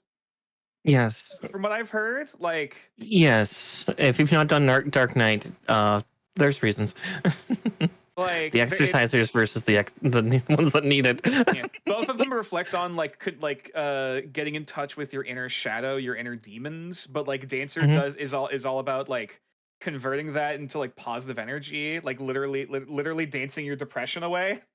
And Oh yeah, which and is we'll interesting. definitely get it. We'll definitely get to Dark Knight next because that's Ty and I are Yeah. gonna have a lot of words. Me being Irish too, it definitely this dancer gives me a nice Celtic dance vibe, Yes, very much so. Yeah. Like the dancing is very Celtic, really? yeah, Oh, yeah. very much like Wodish style. Yeah. Yeah. The impression I got from dancer was very like Middle Eastern, like Indian. It's a lot. Like, There, The outfits and chakrams are, but a lot of the Yeah, dance movements are very very Celtic. the oh, outfits, okay. the outfits Mhm. are very reminiscent to belly dancers in the Middle East. Yes. Yes, because But- it's all Thavnir. Yeah, Yeah. like they did a good mix of both of the cultures into one Mhm. plot. Very interesting. Yeah. Also, in the higher levels too, it gets some good support abilities. Oh yeah, yeah. like, for a Phenomenal yes, support yeah. abilities. You actually have the best travel of any of the classes because you have 3 dashes. Yep. Oh my god, yeah. Yeah. little busted. Right. I forgot that I was also on my dancer, so I can showcase some of the abilities here. Don't mind my bars. Wait, do you have it up? Oh, right, you are screen sharing. Okay. Now, I would say it's an easy A. Mm-hmm. Yeah. Absolutely. Oh yeah, Easy A. That's so good. Shame we'll never see the Warrior Light doing it, but in a cinematic. Oh yeah, we just got that one rabbit in Shadowbringers trailer. Oh yeah, like they brushed that off very fast. Like there's the pretty ladies. Okay, move on to the cool night shit. Yeah. Which is funny because they retcon her to just be somebody else in the expansion. I think she's just like a no she still wields chakrams, but she wears heavy armor. Yeah, her top part is where wears the heavy armor. She doesn't wear pants. Oh true, yeah, she wears lighter pants. Because Viera reasons. Well, I thought it was the reason I figured it was because one, Vieira, because springy steps and everything, and two, with using those chakrams, you kind of want to have your lower body move unimpeded because of how you're zipping and dashing around the fight. Like, I can understand to a point the top part of having the chainmail because those chakrams are coming back. You don't want to miss that thing for a split second, or you're going to get one right in the shoulder. Yeah, pretty much. And those things look like they could bite pretty deep. Oh yeah, they look pretty nasty. But yes. Also, if you're males, make great bottoms. True. They're great fimbles. I'm going to do a bathroom break real quick because we are a third away from it. Woo! I did wonder making a Vieira. Yeah, it's okay. You're a subby cat boy. It's fine. Hey, switch cat boy. If I must say. Until the mommy power comes in, then you melt like a puddle. Which side do you lean to? There's no equal opportunity. You lean more toward one or to the other. There are things Mara, that we cannot talk about on. I know. I know. That's now I kind of want to know. No, not here. Privilege. I almost said privilege. What? Huh? Don't worry about it. You didn't hear anything. All right. I actually didn't hear under your muffle. Yep, that's a good thing. All right. She got embarrassed. Oh no! It's just that stuff that doesn't need to be on recording. No, it does not. Thank you. I am a professional. I appreciate that. I am too, but I'm willing to throw my friends under the bus for content. Okay, I'm back. Oh, Tilly, you're back. Hey, so Dracoon. Dark Knight. No. Dark Knight. Dark Knight. Don't you dare, Steve. Yeah, I can words good. Our edgy child, where we get 2 or 3 more voices in the back of her head. Oh yeah. I mean, I gotta say, as far as the class stories go, they're very fucking good. Yes, the Dark Knight story is phenomenal. It is heart-wrenching. Yeah, that and the next one in Stormblood was also pretty damn good. Yeah, the Dark Knight Stormblood, because it continues on, again, the tragic stuff of, like, funnily, they're exorcists in their own right, but it's more you absorb it. You take it in instead of letting it out. You internalize it. That's way healthier. Oh yeah, well, because at one point you upon getting the stone, you get this ghost called Frey, and then by the end of Shadowbringers, there's a final here's just the final end cap, and at first you swear it looks like Frey, and then suddenly a shadow puffs, and it's just you in Dark Knight armor standing behind you, holding its own blade. Oh boy. Because Frey was never there. It was actually part of your own darkness saying, don't you just want to fuck shit up? Are you tired of playing nice? Yeah, don't you just want to go ape shit? Yeah. Yep, exactly. And poor Frey, poor guy, he was killed in the streets by Ishgardian guards because he was a heretic. Uh-huh. Yeah, for the class itself. Oh yeah. Let's see here. So great armors sets. Oh yeah, Ultimate Edgelord. Sword. Oh yeah, great swords. And the abilities. Pretty decent tank. I think probably the weakest of the 4 tanks. Yes, it's thankfully a lot better than it used to be, but Dark Knights were the weakest, especially when Sage first came out, because they had a shield that would negate Sage shields. And in almost all of the Dark Knight shields were originally magic blocking, no physical. which made it very hard when you went up against a raid boss that was purely physical.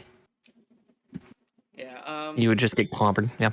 And some of his bows be looking all edgy and shit, like a blood aura around you and stuff like that. Oh, exactly.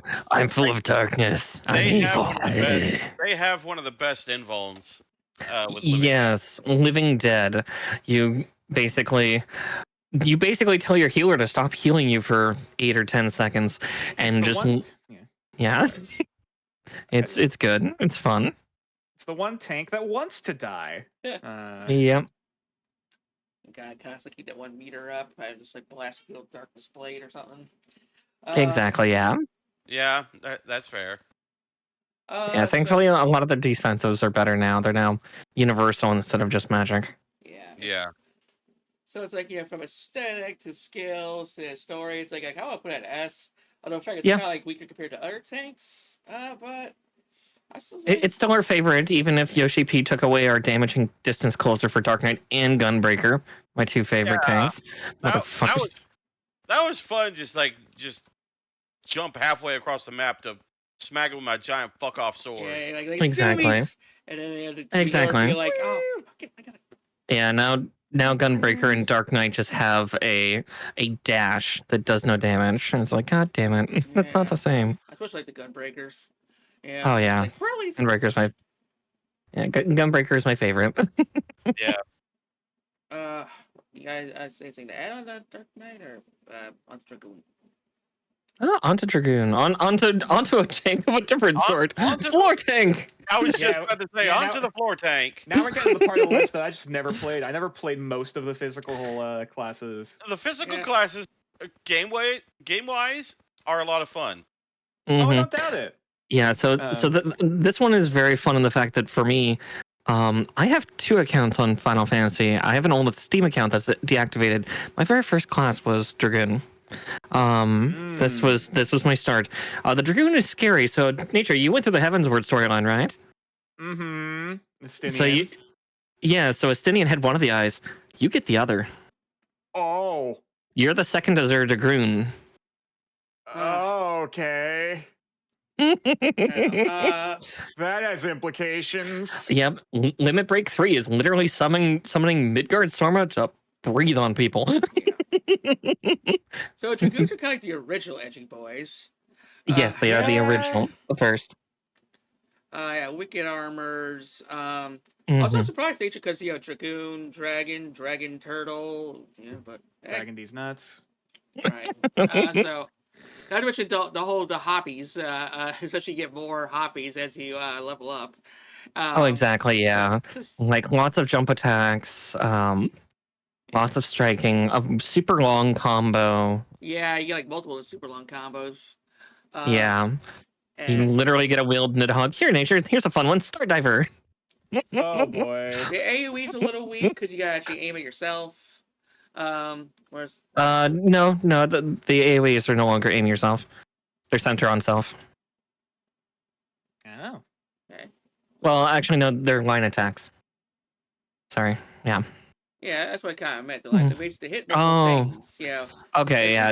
Other classes, Oh yeah. You usually aim yourself as like the ones where you have to like press the button and then click it on the ground. I hate those. Or like kind of like Barb where you just kind of just say hits everything around you. Exactly, yeah. But so basic Dragoon is great for like single target combat. Let's see here, and also a storyline. Technically, it's like where you can actually meet Estinian and Realm Reborn. Yep, exactly. Show up to oh shit! Yeah, he teaches you towards the end of Realm Reborn 40 to 50, and then you encounter him in the story, and you're both the Azure Dragoons. That's fascinating, actually. Yeah, Prostinian is my buddy. Not fair what they did in well, it wasn't a bad thing they did in Endwalker, but that was a dirty shot for me. He's shirtless in one scene sweating, and that's not fair. That's not fair. I think I've been spoiled a little bit for that scene in particular. You'll forget it before you get there. Maybe. It's a long way into the game. that's post game. That's post Endwalker main game. I mean, I'm not going to So- forget the fact he becomes shirtless.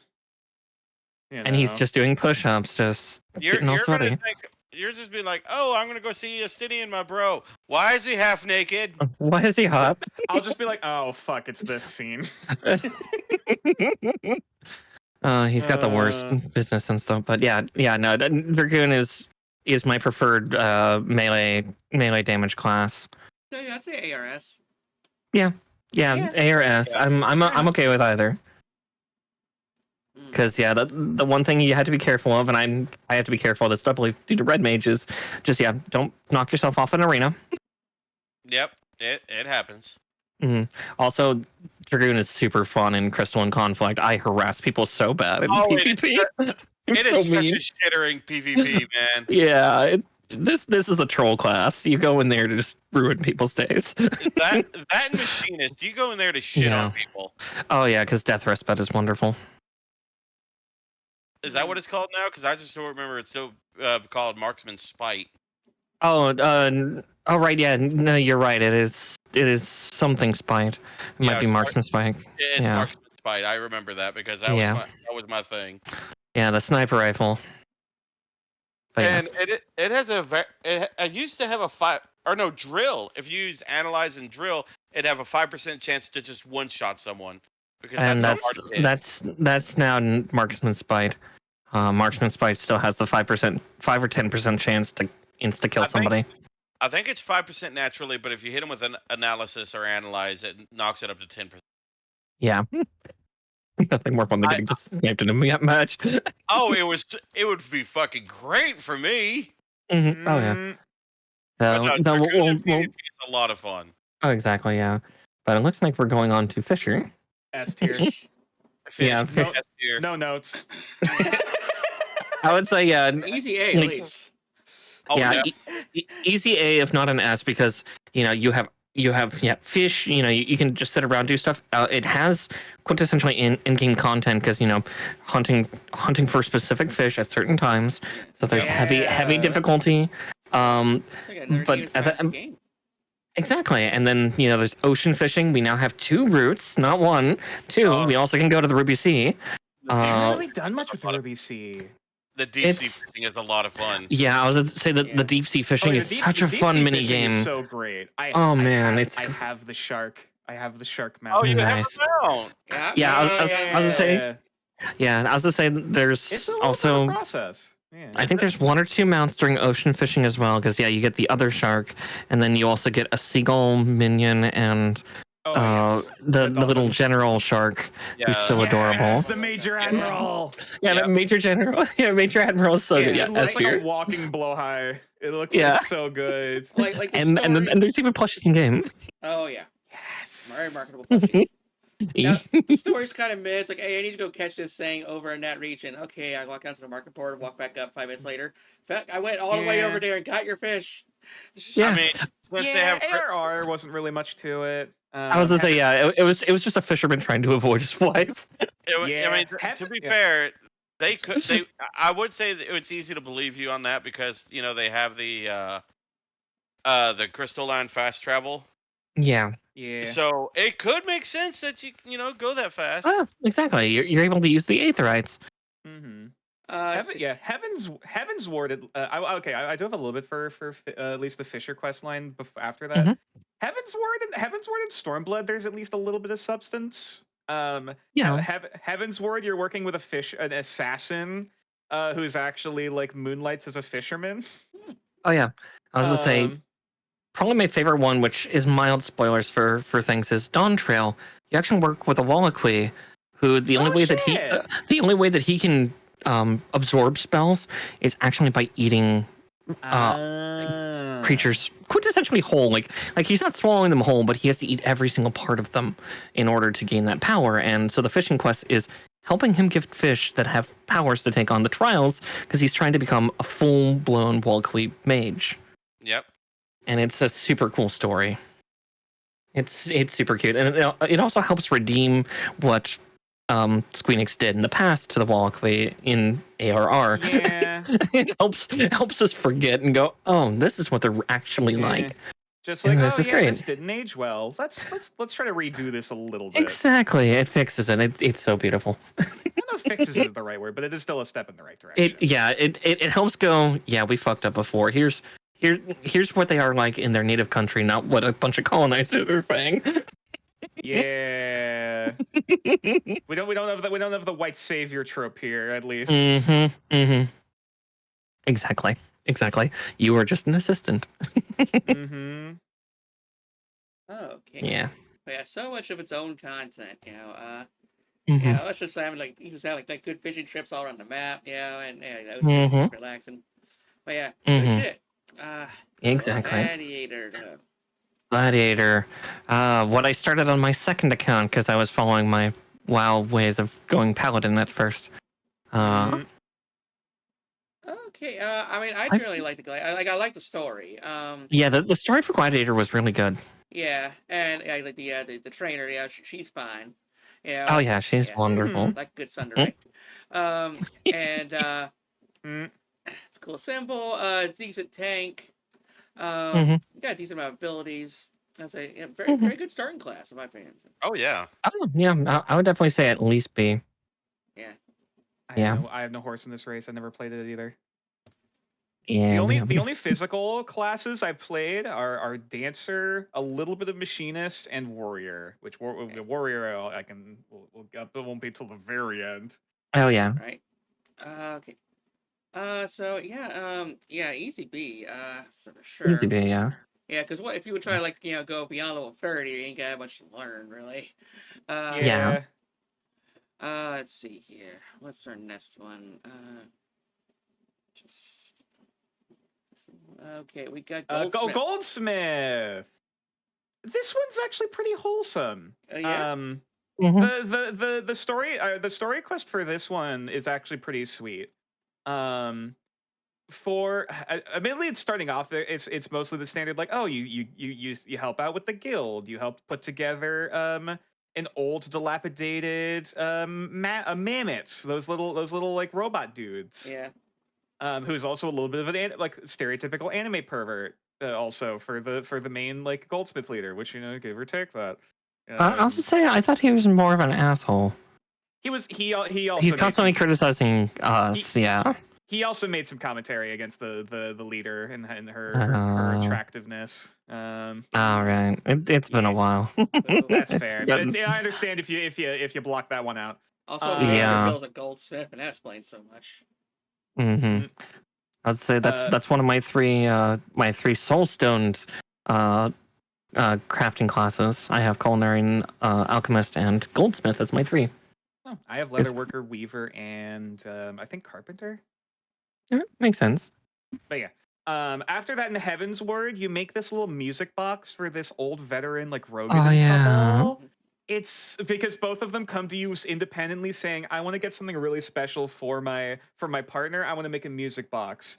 And you have to somehow like navigate between the both of them without either of them knowing that they're making the same gift for each other. Oh yeah, it's such a beautiful story.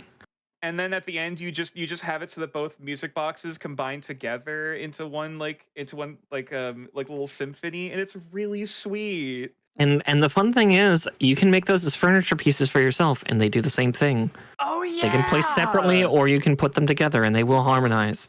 It's so cute. I was to say, I think I did a really romantic roleplay thing with one character once with that because it was it was really cute. I think that was with Dawn.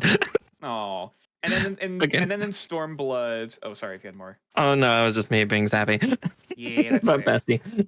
And then in Stormblood, you end up helping out in Alamigo, actually, helping to teach some of the veterans, or not veterans, teaching some of the youths, like after the revolution's done, there's more more to do than just war and conflict. Here's something to help rebuilding. You. Here's some lessons to teach you for when you get out of the army. Exactly, and it helped fund Alamigo. Yeah, and you get to help tutor a bunch of kids, basically a bunch of young like college student age people. Oh yeah, Alamigo. And it's this little like little slice of life, kind of like teacher setting. And it's so, the Goldsmith questline is so wholesome. Yeah, it's aside from pervy asshole robot, everything else is. As far as I know, he doesn't come back super often. No, he doesn't come back after ARR because he finally acknowledges you at the end. It's like, oh, you actually are competent. I will shut my mouth. Maybe out of everyone here, I hate you the least. Basically, I think that is in fact one of his lines. That's basically what he says. Yeah, I hate you the least. Congratulations. Thank you, Robot Gordon Ramsay, for metal. And Goldsmith is great. Yeah, goldsmithing and also good money because I was gonna say accessories. Accessories, okay. Accessories, the jewelry is the big one for just sage weapons. Yeah, they do all the accessories. They do sage weapons. They do blacksmith weapons. There's some a little bit of glamour stuff there, a little bit of furniture. Oh yeah, and Red Mage is also made by goldsmiths. Oh yeah, the rapiers. The rapier. Okay. Yeah, because part rapier, part staff. They have to be fancy. Yeah, they have to be. Of course. As a former fencer, yes, I do. You have to make weapons for the res mage. Yeah, exactly. I like being utility. Shut up. We'll get to them later. Okay, so you think A? You said? Yeah, A. I think A is good. A's okay. Yeah, okay. A is good for it. Gunblade, gunbreaker. Yep, it's a blade. It's free. It's a gun. Blue DPS. Yeah. Yeah, it's like I like Final Fantasy VIII. Let's bring back the Gunblade. Which is funny because I've never played 8. 8 is so much fun. Yeah. I've never played 8 at all, but I adore the Gunblade so much because it's such a heavy shield tank, and like it's that nice mix of like where like the Paladin and the Dark Knight would be heavily armored. The Warrior is just too angry to die. The Gunbreaker is the smart tank, supposedly, but then they shoot themselves in the head for Super Bolide. Yeah. I've done that a couple times by accident. Yeah, I've been like, I'd be fucking with my healers every now and again, and it's like, hey, you paying attention? They're like, yeah, why? Super Bolide, let's see how good you really are, bitch. Oh, there's something a certain character in Endwalker says, and a lot of us have a macro for that, or at least we did until they recently fixed how Super Bolide works. But yeah, it's like a test of your reflexes. Immediately do Super Bolide. You're invincible for 8 seconds. Turn off the invincibility. You were down at 1 HP. Now it only goes down to 50%. That was one of the more recent hot fixes about 2 months ago. I imagine it's because there'd be people doing that. Just people be trolling. I mean, it's fun to troll. I won't lie. Oh yeah, it's funny as hell. But yeah, now it's down to 50. But yeah, just the sheer ability and like, I'm most used to this. Like when Shadowbringers came out, I immediately switched to Gunbreaker, and I've not looked back. It is such a fun tank class because you hit like a truck. Your like Bloodthirst combo is really nasty. A lot of combos. Really long combo for a tank too. Yeah, it's like a 25-second full combo if you do it just right. Oh yeah, then you got a shitload of mitigations. And they'll act on each other too. Like if you do your single target combo, the 3 buttons, if you do at least the second button and then hit your Heart of Corundum or Heart of Stone thing, you'll actually get additional healing. Yep. Yeah. And it just chains off each other. I am nigh invincible with this thing. If you're good as a Gunbreaker, you cannot be killed. You cannot die. And then there's the steampunk glams. You know? Oh, exactly. Steampunk glams, the Neo-ish Guardian dress from Shadowbringers is still one of my favorites, though I don't wear it too often, but yeah, it's just... Yeah, and then Dawn Trail, we got even more buttons for that long combo. Let's see, I think I'm at about 30 seconds here, and I've not finished the Bloodthirst combo. Yeah, it's about 30 seconds. I remember doing a glam contest, and I went in as a Gunbreaker, and I had the Neo Allegan armor, the the bodysuits and the armor, yeah. Yeah. I was like, yeah, fuck around and find out. And one of the weapons that you get for it later on is literally a chainsword. Yeah, there's literally a chainsword one. There's the Tropios one that you can get from the PvP area, which is like a cyberpunk flamethrower blade. That's really cool looking. Yeah, I love some of the more classic ones. If you did the Bozja storyline, you get to find out because in this world, the Hrothgar family's royal, like the lost, yeah, is where it originally came from, and what Garlemald tried to replicate, because Gaius is using Garlemald's attempt at a gunblade, but it's not quite right because the actual gunblades don't use bullets, aside from Thancred's, because Thancred doesn't have ether. Thancred's weird. Their shells charge up from your own aether as you beat the shit out of things, and then it explodes out. On Quite shell usage. Violently. Very violently, yes. And it's some good shit. It is pretty neato Dorito, if I do say so myself. Yeah, it's my favorite for a reason. Like, all the tanks are great, but this is my favorite. Dorito tier list, let's go. But Let's go. yeah, there's some major story in Bozja for it. I still need to finish Bozja. I've seen all of it because Bozja's pain. It's World War I again. How's the story for the class story? The class story?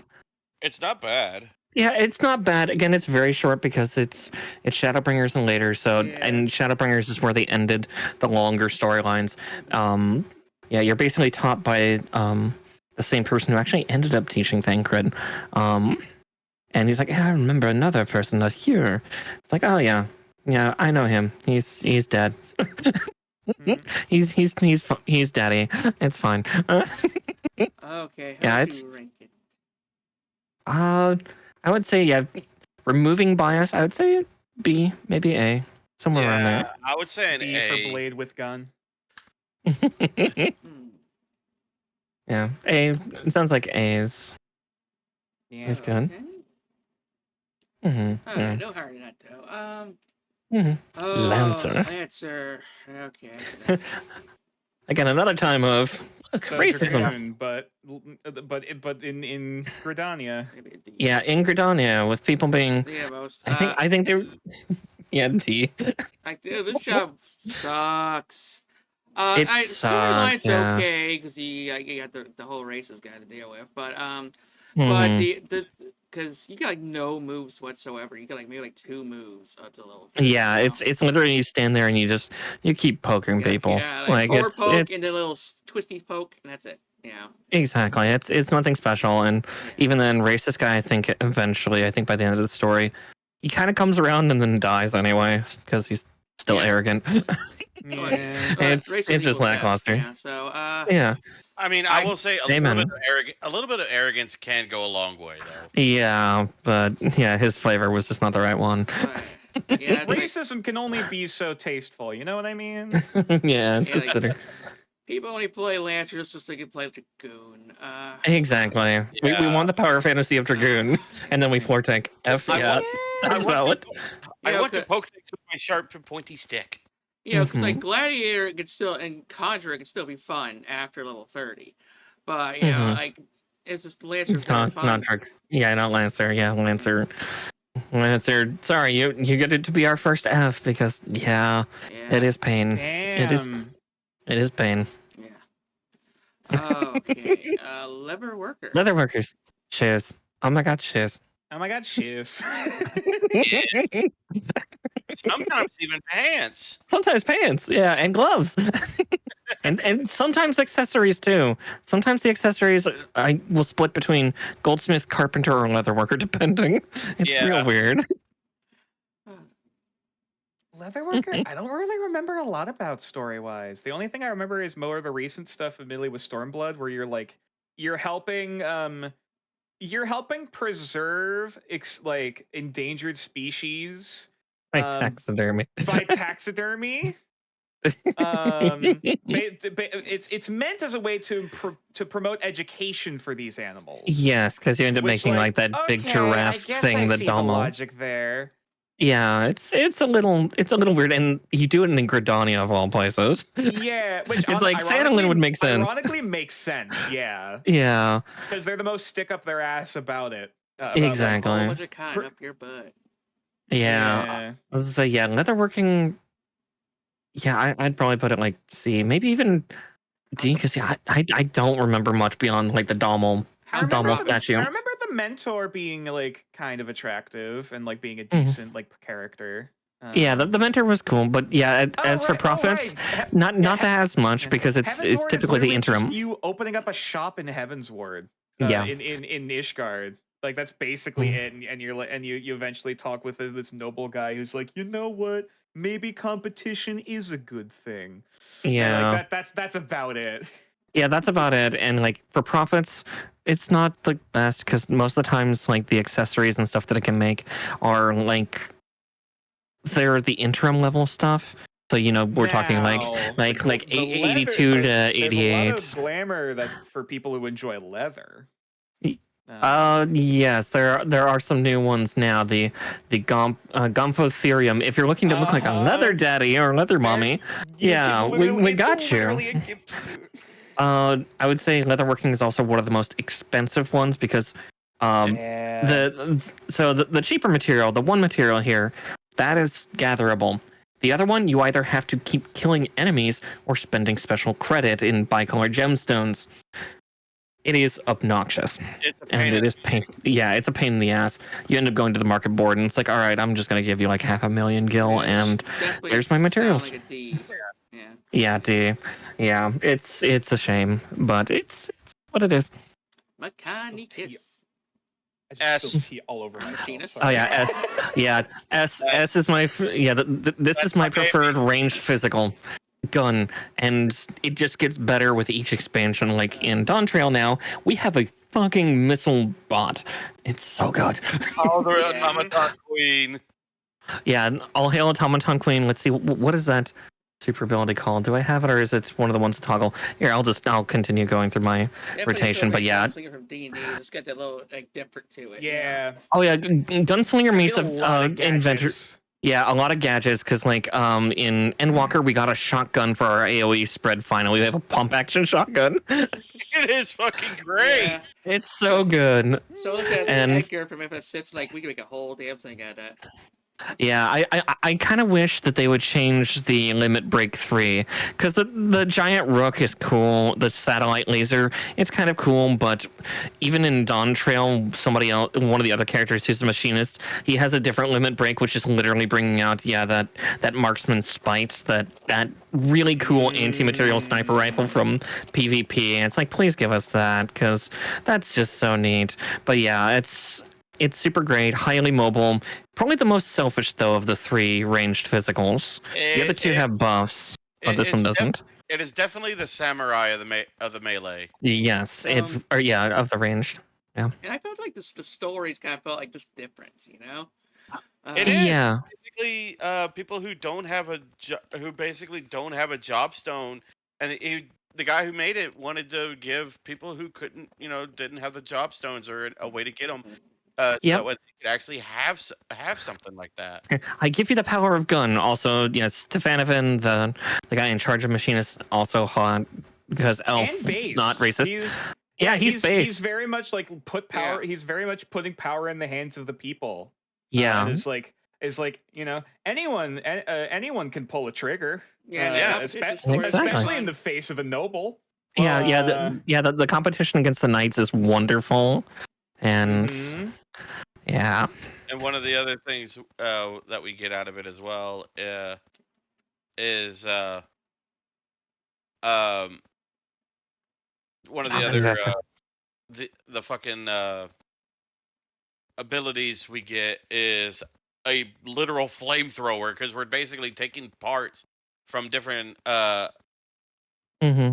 different things and basically saying, hey, we could use this. This is a machine. We can make use of this. Exactly. They've got an entire like adventure sack full of things because like the drill and chain gun is a massive thing. You can shoot buzz saws, even ones that explode. You've got a bioblaster so you can debuff enemies. It's there's so much. The drill gun. Oh yeah. good it's as so is good. there. And it's got so many abilities and so many different shots and so many things on cooldowns. You're constantly like a blur, like Exactly. You cycling through never so stop. much. Yeah. It's so good. I remember when Yeah, I ran out of every single cooldown, like, whoa, this is rare. Yeah, I'm just Yeah, what happened? I've Yeah. had that happen one time. I'm like, wait, everything's a cooldown. The fuck Oh, do I yeah. do now? What the fuck? Yeah, I easily ask because it's so good. Also, like, yeah, the gun glams are also so great because like there's so many cool designs. Like I'm using Bianca's revolver because it's just super cool, and yeah, so many guns to choose from. Oh, the gun. All the gun. I wanted to make Gun. now that I've played or watched Legends of Adventurous. Part of me wanted to make a macro. I was like, I cast gun, prepare to meet God. Yeah, fucking I chuckles. cast gun, prepare to meet God. Yeah. So what's this one? Marauder. The Prelude to Warrior. Yeah. Yeah. All right. The unleashing of the inner beast. Well, I guess Yeah. I guess that doesn't really come until Warrior itself. Well, the original tanks. So. And yeah. Storyline was okay. I one critique about we'll get to Warriors. I think the story's really kind of like felt too similar. But Really? yeah, because it's like different rage monster this, rage monster that. You know, oh, you're a bigger beast than I. Oh, he can't be Yeah. controlled. You know, gotta put up my That's Mhm. fair. Let's see here. Whereas this, I guess Marauder is just like, you know, they kind of feel like a dick measuring contest story. It so really it's a little did. amusing. Yeah, there's missiles. it's and the whole deal is like you gotta make a name for yourself, kid. You gotta you gotta get ripped. You have to be Yeah. a warrior. You gotta Yeah. Yeah, you gotta get mad. Drink beer gotta and get flex on his that enemies. Sigma male grind set. Yeah. So yeah, it's like, hey, you want a story? You want shiny armor, or do you want it black and some Viking spikes? You know, it was a nice Mhm. alternative. Mhm. Let's see, so Plus X. yeah. Yeah, the ads was and fine. yeah, it's pretty Yeah. decent. You know, I'd say it's a really Mhm. I could put like right next to Gladiator if you ask me. Yeah. Yeah. Definitely. Yeah. So, I mean, they even look similar. See what? Yeah, Yeah. they do look very similar. They do. Crossing blades. Oh no! Now it kind of like a firefighters, you know, logo. That's- Yeah, A true. little bit A actually. little bit, Oh, yeah. making a oh my god, making a warrior firefighter glamour. Oh man. Sometime. Oh Definitely. hell yeah, that sounds so oh my god! peak. Especially That's on sick. Male Rogan. Oh, it would be. Oh. Yeah, like And- and make sure to do- get the shirtless firefighter Yeah. like, pin-up poster looking Oh ass. yeah. We I'm gotta glad you're do a thinking of calendar. that. Yeah, Yes. I'm so for this.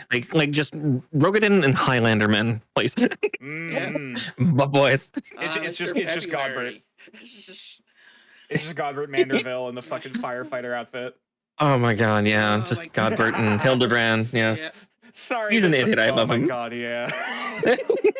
Yeah. He's such a I can himbo. hear you drooling. Shut up. Yeah, Manderville is basically one of those guys. It's like he is such a dumbass, but it's kind of hard to hate him. He's Yeah, kind he's- of a Chad, I'm gonna be honest. Oh, He's yeah, guys be wonderful. involved, you know. Yeah, and the quests have just gotten better, like up to Endwalker. I still have to do the Dawn Trail one because they are going into Dawn Trail now, but like the Endwalker ones, those were so good because also that led to the relic weapons, but also the fact that it helped redeem some of the bad jokes of some of the previous Manderville stuff. But again, that's a different path. Yeah. That's going down Highlander boy. That's a story for another time. Yeah, that's Yeah. a story for another time. Mm. And Yeah, like tangents. if Minor. if the podcast were to continue or come back, I wanted to like tackle like the all the stories, like expansion or patch by patch, Oh, exactly. Yeah. So, Only once nature's through the story. So so we'll table don't that. want to spoil. But Yeah. for now, minors. So. Minor. Again, similar to botanist, turn off brain, start up gather Yeah. buddy, have fun. Mhm. You're literally feeding like most of the crafting classes. Yeah. You know. Yeah. So Uh, it's a very brain dead one, yeah.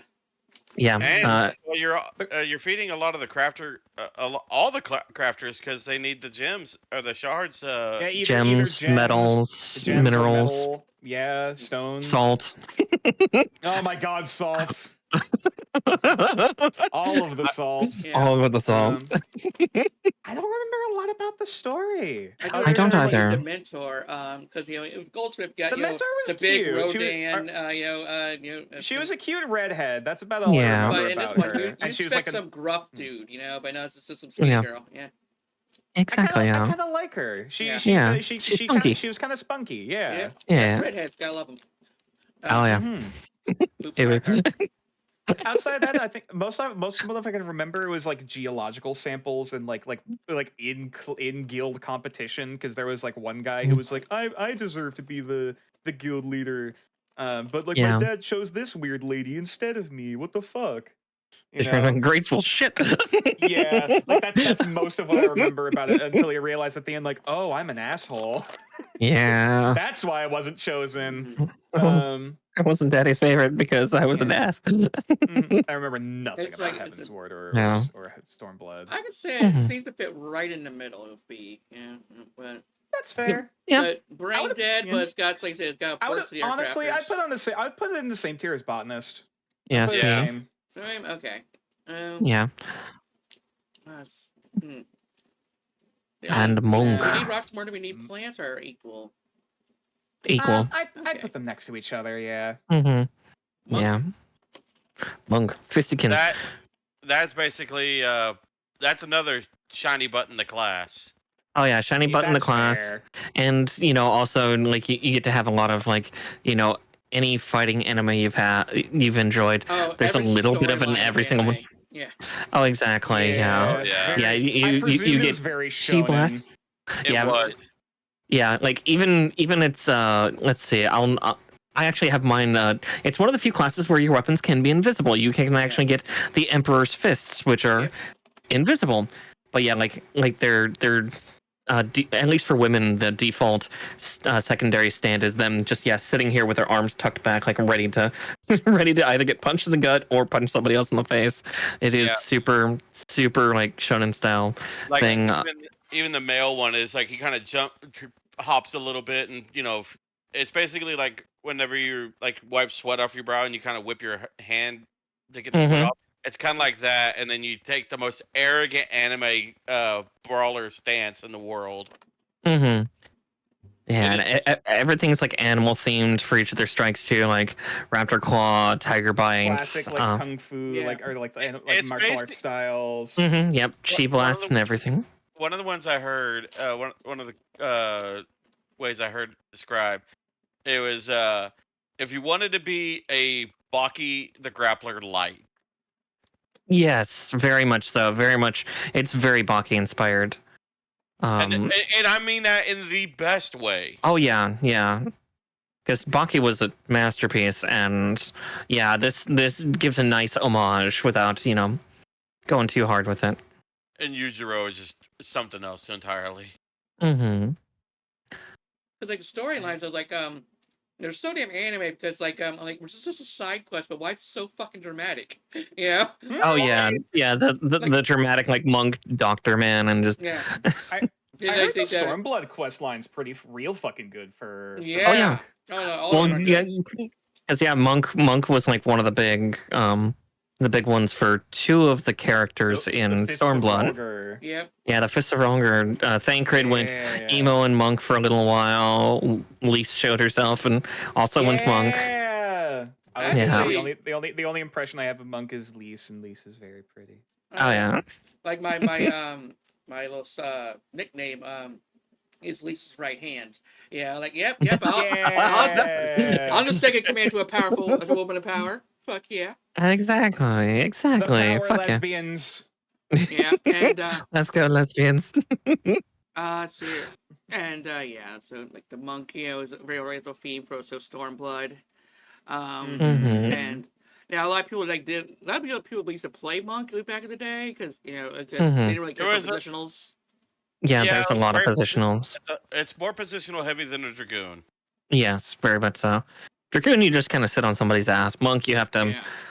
You have a lot of footwork, which again makes sense for the style of class and fighter. Flank or go on their back, go on their ass. It's a whole thing. It was really hard for me to wrap my head around in the beginning for sure. Also, I think the chakra abilities and like a lot of side abilities and like buffs and stuff are very lame. dash. So it's basically Hmm. it's a very basic bitch kind of class because it just punches and kicks and stuff. And there's not a lot of flash to it. You know, it's not like Oh, well, not like Machinus where you can bust out 10 different weapons of well, mass I was gonna say destruction. actually, if you want to see it, I can do the demo here on my own little streaming here. Is that they do start to get a little more flashy about Shadowbringers on just kind of. There's lots of explosions and I would hope so. like yeah, tiger Now, claws. AOE wise, they're pretty fucking fun. They're very easy to see. You know, they just keep stomping that ground and Oh, you know, get everyone exactly. around Just you. Yeah. Yeah. yeah, doing like a headstand capoeira kick, and yeah, all that stuff. Yeah, it's definitely gotten better as time has gone on. Like all the classes have, they've gotten a lot more Yeah. flashy. But yeah, you have just so many buttons to do.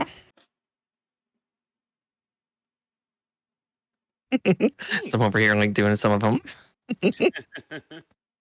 So many flashy buttons. Yeah, it's silliness. And their story was pretty nice too. Like Martial artist type skins, yeah. exactly the old man pugilist that you first deal with. Though we'll go more than that once we get to pugilist. Yeah. So it's like the class itself is kind of like yeah, B, but the stories are kind of always S tier. So, Yeah. So maybe A since that's right. Yeah, I'd say A right in the middle. Okay.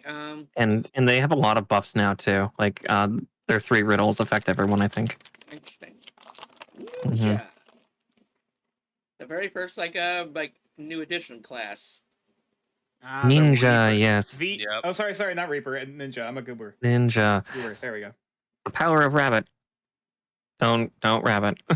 Don't rabbit. Oh, I couldn't knock my good point down just because like I said, like their base operations is like it's like in the fucking like Weaver's like job or something class place. Yeah, And it is. Oh definitely yeah, Weaver it's like out of the way. You need to level another class to do it, like to get it.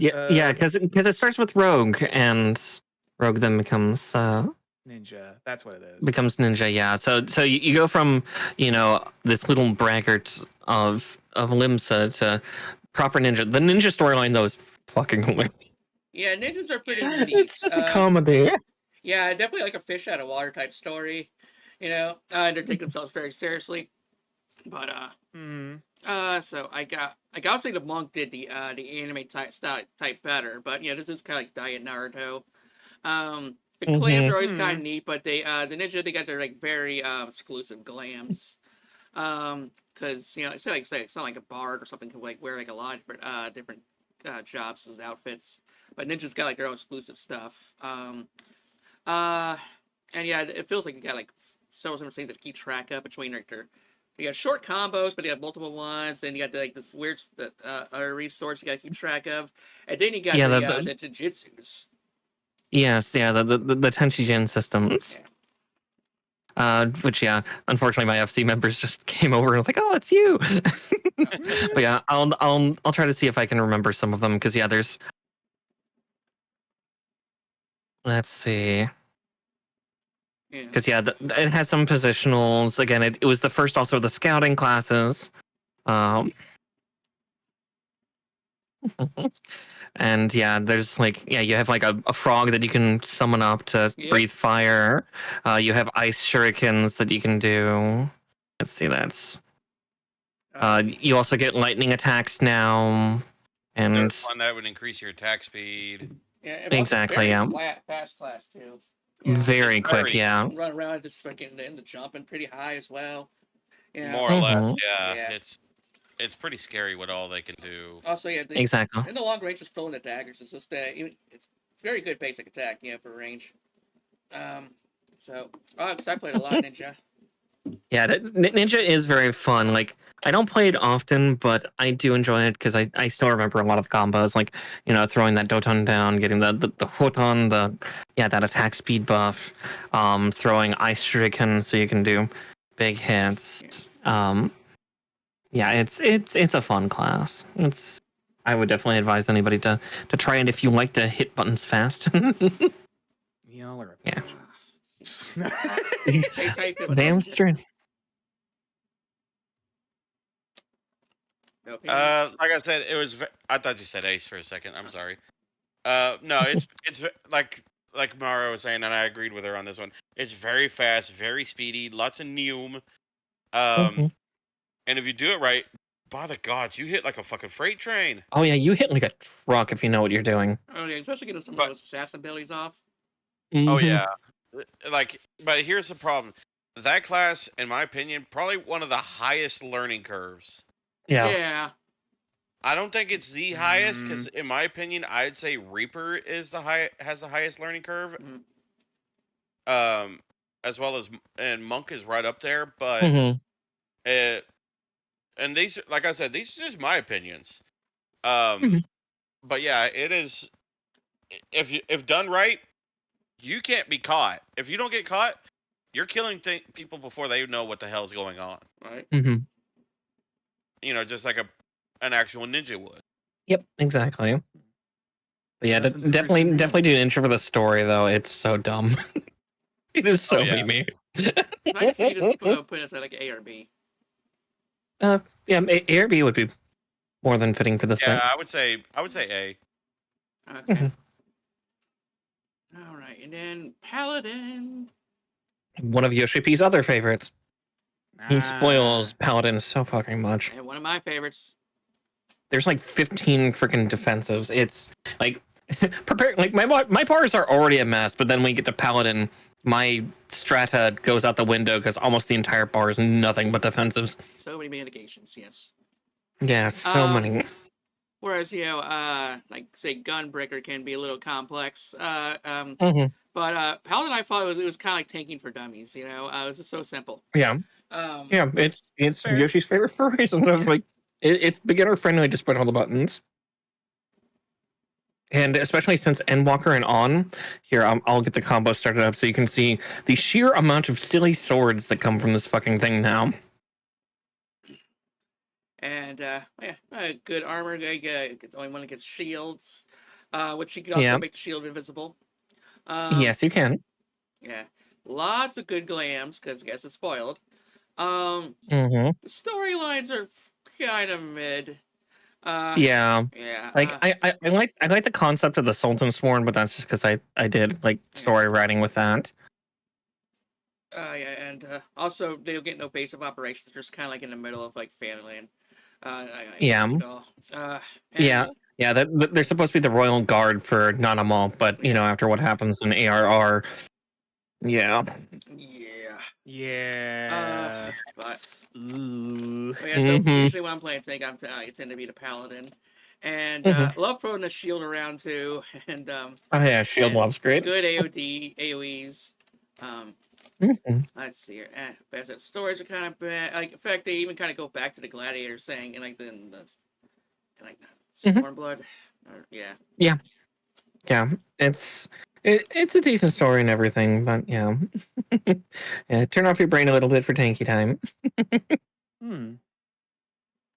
Yeah, and also the fact that compared to all the other tanks, their ults or their invuln has no consequence. It's literally you're just invincible for 8 seconds. No loss of health. No needing to have the healer stop healing you. No need to keep yourself from dying. It just is there. As I said, it is the golden child. Do you like it? Man, this cotton candy's great. Chase, do you like it? It's yeah, I mean to a point, but at the same time, I'm not the biggest fan of paladins. But these guys aren't, they're not holy knights. Yeah, they're not holy. They're not priests in plate. I would say you prefer these ones or the ones from Diablo? These ones. Okay. Hands really? down. Yeah. These ones are not tied to a deity. They don't even do anything with Ishgard, really. Like the Ishgardians don't really see them as much of anything either. Oh, okay, so it's more like D&D paladins, where it's more of an oath rather than your power. Yeah. The power of our own oath, our own will. Neat. I can see putting this one at a nice A. Yeah, A is fun because it's a solid tank. Oh yeah.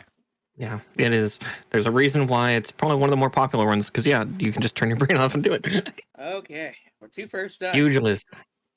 Yeah. We're getting there, folks. Yep. Yeah, we're getting there. The Pugilist. 50 time. great story. I Oh, I love the Pugilist story.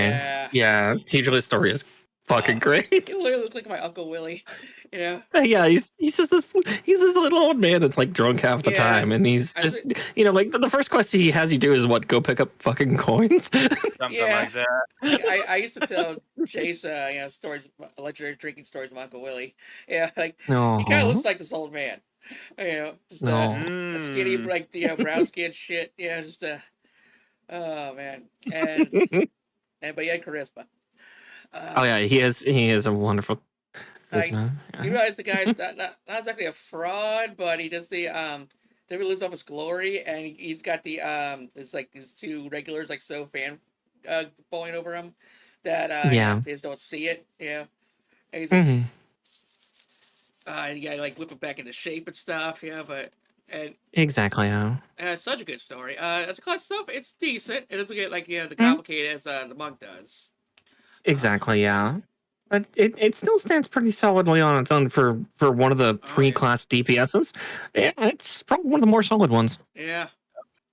Yeah, so I'd easily put this at a B or an A. Okay.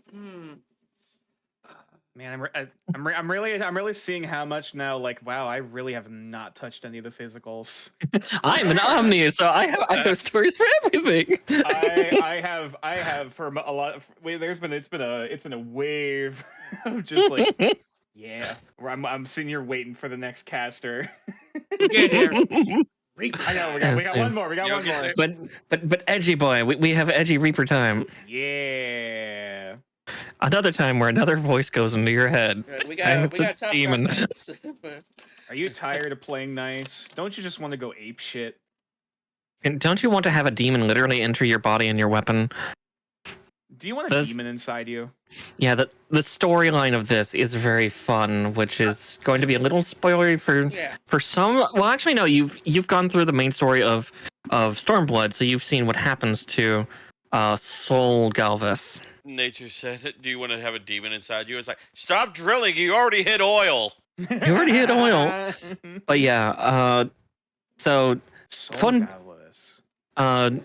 Brown hair with a gray stripe gets shot by his by the new Garlean king. Kicked down a set of stairs. Wait, why am I not ringing a bell? Well, later on, we don't call him by Sol. We call him by his Ascian name, Emmett Selk. You might not, but basically about 30 years ago, in the canon story for Reapers, there were some people who were looking to assassinate the current Garlean king because they didn't agree with his things. They tried, and then they found out he's unkillable by normal means. Freaked the fuck out, and ended up making the Reaper class. They sold their souls to Void Scent to have them paired with their scythe. Become their weapon. Deal with the devil. To try to kill Sol Galvus. Didn't work, but... I mean, at the end of the day, it worked out for them. Well, yeah, they created this new cool thing where they have that, and then Sol Galvus is... Well, you'll see. You'll see. Yeah. That's spoilers. Yeah. Yeah, pretty good story, and also I do like their office because a catchy theme to it. Oh yeah, catchy theme. Their class mentor is a fucking badass. She's this old Garlean woman who's just tough as nails and just a no nonsense, just badass. She is so cool. Oh hell yeah. Yeah, I fucking love her. That's really cool, actually. Okay. Yeah. It's like I'm not too crazy about them as a class because I think it's like a little slow, not really deep combos. Not a big fan of teleporting around. I'm not a very mobile fighter, but and then I think once you get higher level with the when you channel the dark powers, it's kind of neat though. Oh yeah, also, you're able to take on the shroud and absorb that void scent into you properly, and they take over for you for a little bit. Yeah, also like kind of frightening. Yeah. Also, each class has like custom like a custom emotes and stuff, like a victory emote, and a pose emote and stuff. Mm-hmm. And Oh yeah, the one for Reaper's so good. Yeah, the Reaper's like this takes forever. Like, watch me keep twirling. I keep doing this. If you want, I keep doing it. It's like, Spin. Spin and never stop spinning. Yeah. It's a fun class, but I do agree that like the hits are very slow. Like you can kind of see there's not a lot of secondary buttons to do, but then there's Enshroud here, where you get this big spooky cloak. Your chest looks like it's been torn open, and you're just so spooky. This is where you then start to hit faster and faster and faster. And they've also got a really great limit break, just dredging hell up and just fucking people to shit. So Yep. I can see an A or B. I can go any higher than that. I'm fine with B because like the story is great, but definitely that slower fight style and the teleporting is something to really get used to. Makes sense because like sides are technically unbroken weapons IRL too. Yes. Yeah. I have opinions on sides. Yeah, I was gonna say using a reaping scythe like this is super impractical combat wise. Correct. The best, I'd say best I've ever seen a scythe used is in the anime Soul Eater. Yes. But that was well done, especially with the way she can block and stuff. Exactly. Yeah. Super acrobatic. Warframe does it pretty well too, because there's like one character in there that can do again similar things to Soul Eater of like being really quick, using it as a blocking system, not just an attack weapon. Yeah. When you're a Robo Space Ninja, you only care so much about which way the blade is pointing when you are literally the spinning, weapon of death. Mm-hmm. But yes. You know, I had toast bagels and the damn salad bar shit. Anyways, Red Mage. Finally, I can say something. And we're skipping this one. No!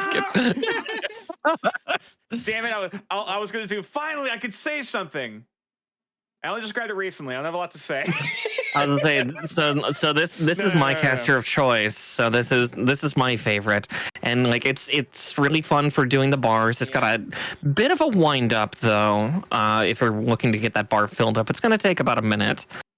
But once you get there, it's like you can abilities and stuff like, I gotta do the hot cold one now, and then the holy and the dark and stuff like that. Exactly. The back and forth. Yeah. Exactly. And then like for me, I'm also a former, like the sport I did in high school and early college was fencing. I am a fencer and a stage combatant, so I love rapiers. Rapiers are one of my favorite weapons, despite the fact I do like heavier ones. I was going into saber combat as I got older.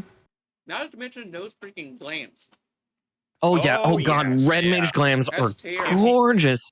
Yeah, if you want to be a Inigo Montoya looking ass, Scarlet Pimpernel, motherfucker. Yeah, just because that's what they're literally based on is the Scarlet Pimpernel. Oh, gotcha. I actually don't know anything about a French revolutionary highwayman. Oh hell yeah! Based. Yeah. It's super cool. And the fact that they're the combo for it is you do a short spell like Jolt, and then you get a free auto cast of your next ability. So it's you actually can res people every other attack. Yeah. Until you run out of mana. They are super good utility. Exactly. You don't need Swift Cast for Red Mage. You have it baked in. And then there's this Molinet combo where you just go in. At 100, it's super stupid because there's so many abilities to it. Just one. The problem is that it's so fucking fun, but it's like, I can only do like 5 stabs. I'm all out. You're like, why does it run out so fast? Yeah. Oh yeah, it's now you shoot your load in one shot and then you have to back out. You gotta skeet and yeet. Yeah, and definitely at higher levels, what happens though is you also get to cast extra abilities, like you do fused magic spells at the end of those combos that actually build up more energy in both tiers, so you can actually you actually can get back into that combo faster. But that initial wind up of getting both gauges up is the hardest part. Like I'm able to do about a 36-second super combo using their buff, like Magnification and Embolden, their 2 buff abilities for like refilling the gauges and hitting harder and harder.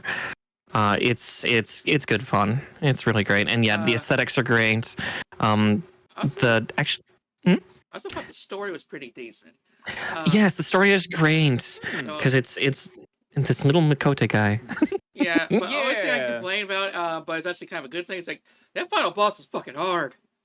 Yeah. Oh dear. I don't think I've gotten to that boss yet. Yeah, like that one. I really put that one down for a while. Yeah, it was. Oh yeah. Is it? I was gonna say if it compares to the one fucking black mage like ARR quest you need to do, that's a bitch to fight against the possessed guy. Oh, I'd say it's harder. A bit. Because fun. Yeah, it's like oh, you fucking failed. Would you like to play a very easy little baby? Yes. Oh no, I'm still failing. You know. Oh yeah. That's the only time where like very easy, I still can't beat it. And it took me a long time. Yeah, a couple of the fights are a little tough, but it's a great story of putting things to rest, putting his friends to rest. It's super cute. And and then like this the weapon I'm wielding right now is actually the level 100 Dawn Trail artifact weapon, and it's gorgeous. It's this rapier that has like a flower bloom being part of the cross guard of like a rose. And it's so fucking pretty. It's they have probably some of the prettiest weapons in game. Oh yeah, those weapons are gorgeous. Yeah. Those outfits are so good. That's kind of how I did it. I had to cheat, basically. I'd come back later with higher levels and higher level gear and stuff that I probably should have had when the content first dropped. But I kind of cheat to win. Exactly. Yeah. Yeah, I would say A or B probably, just because there are some fights in the main story of it that you need to get abilities from that are hard. Because the red mage can kind of do everything. Because master of all, or jack of all trades, master of none. I can't do any lower than an A. A tier, I think is a solid pick. Yeah. We love our res mage because sometimes the res mage is the fucking cincher and raids. It's like everybody's dead. Fuck healer up. I want to just S for glams alone, but S for glams alone because God, they are so fashionable. Up to you if you want to put it S. Fuck it S. It takes away everything, you know. Three of my main classes are on S tier. All right. We're not biased. Not biased at all. Wait, that's a tier list. That's meant to be biased. I figured when we're like kind of like as and I usually go for the higher one. Just Oh, true. Yeah. At least in this go case. higher. So Rogue. Or Rookie. One of my other favorite pre-class classes. Sorry. Yes. Sorry. I love that for me. One person. One of my favorites. Me. Who? I had a friend that was going by Rogue as well. The Rogue storyline is just so good. Yeah, because one of those like a lot of classes are like just very similar to their leveled up form. You know, like let's say like Marauder and Warrior are practically the same. They're the same coin. But Ninja, Not Rogue. like Rogue and Ninja, completely different freaking classes. Yeah. Exactly. Yeah. Yes. Yeah, I'm a little sad that they're I guess now we have Viper if you want to play up more the roguish archetype without getting the ninjutsu magic side. Well, we'll get there because it's actually weirder than that. Okay. Yeah, I'll let you know for Viper once we get there. That's the end. Like I would say Viper, maybe if you want to go like Assassin Rogue. Monster Hunter, actually. Yeah. That is their story. They're Monster Hunters. Dual blades. Yeah, dual blade Monster Hunters, and those dual blades confuse into one. But we'll get there. But yeah, for Rogue here, this is how you get immersed into Limsa. Is you do the Rogue storyline. Wonderful story. It's very cinematic too. Okay. A lot of good it's good plot. Incredible cinematic. Yeah, the characters have wonderful accents. Like most of them speak with kind of that Cockney brogue to it. It's like not full pirate, but definitely the Limson pickpocket. But for good. The pirate aesthetic is there. Yeah, it is there, but they're very much like the kind of semi-noble pickpockets because they only do things for good, but they do it in a really nice, dirty way. Yep. Yeah, they're hearing like a very Jack Sparrow-esque, they're so fun. Now like Rogue itself though, I just feel like going invisible is kind of like what's it's kind of it's meh. Yeah, it's like why would you need Ninja Light? It's not a stealth game whatsoever. Yeah. It's good that I mean PvP though, I imagine. Like unless your whole party die, you're trying to you don't go invisible that often. But, okay. Yeah. Because the AoE will immediately disrupt you out of it. All right. Yeah, it's not like WoW Rogue, sadly. Yeah, so like it's really like Ninja doesn't really go invisible. So basically it just definitely follows the thief archetype of like rogues. Especially pickpocket, which like pickpocket, mug, yeah. Yep. I was gonna say, yeah, like S tier story, gameplay, see. Yeah. Not that great. Yeah, I mean, and hey, I'd say it was just the very first like new edition. Yes, this was the genuine first class that was added like post launch for 2.0. Yeah, I think back then you had to at least beat the original game in order to get it or something. You had to do something. You had to be at least level 30. I think it might be beating it. I can't remember now. God, I think you had to be level 20 on at least one class to unlock it. Okay, it was 20 on one class. Yeah. Okay. But yeah, it was. So you could not start as a rogue. No, sadly. No, you could not. Yeah. I put it at B. Yeah, I'll say a nice little headquarters to it. Yeah, B's a nice middle ground because as much as the story carries it, the gameplay's not as great as the story, which is just disappointing. All right, Sajay. Sage, my preferred healer. This is I can never pronounce any of the things because it's like deep fucking Greek, but it's all like medical, like quasi-medical terms and stuff. And like for those who haven't, especially for like new players, when they see a Sage, like what the fuck, floating little gun sayings around, you're like, in my fantasy game. It's interesting. It's basically it's the equivalent of like in like holistics, like spiritual stuff. You have like healing crystals and stuff like that. This takes it to another level. Yes, you're doing that, and you're putting that on like an Amazon drone. Yeah, basically, it's like are these like just grinded up carbuncles? Like, why should you say that? Joe Cat. Yeah. Right. Rest in peace, Carby. Rest in power. Which I guess that's not technically false. Yeah, but yeah, so the new lists are neurally linked to the person through the stone. So they're actually acting on the person's impulses and thoughts. If you are a Gundam fan, these things are basically fin funnels. Yep. And they heal people. Oh man, I did not figured out how to play Sage at all for the longest time. Oh yeah, it's hard. They're green flavored DPS. They hit surprisingly hard. They heal by hurting other things. Yep. Like I didn't know about the ability that you're attached to the tanks every time you cast a spell to get some healing. Because I was like, I gotta constantly throw fucking spells at this thing. Oh yeah, they've got some of the most fun defensives in game. For me, they have the best. In my opinion, they have the best limit break 3 for healers. Oh, yeah? Their 4 Newlist shoot up, and Yggdrasil is literally formed from their energy. Oh, neat. Yeah, it is. It is really fun. Their defensive things that they have are real strong. Like they can almost completely negate an enemy's like tank buster. Yep. They're ridiculous. They're also kind of like very like flare, because they do a lot of spins and flings of the arms and stuff, Oh, exactly. I think it's like a conductor. Yeah. Let's see. Yeah, battle stance is just kind of confident. Let's see. I think it's victory that is the really fun one where, you just kind of show off. Just like, I'm cool. Completely hands-free class. Yeah, it's fun. They're probably like, well, I gotta do something with my hands. Yeah, because exactly. Yeah. I think they're the only class that's had to hold their weapon. Yep, they don't have to hold it at all, and just floats around them. Which I'm not. I'm shocked the machine looks at it like, huh. Yeah, the machine's like, soon. Yes. Yeah, they're very fun. If you like a shield type healer, they're right up your alley. Not to mention you got all like those glowy pink and green shields. It's like very technologically pretty. Kind of like a modern day PC tower. Yeah. Exactly. That's a just RGB healer. Yeah.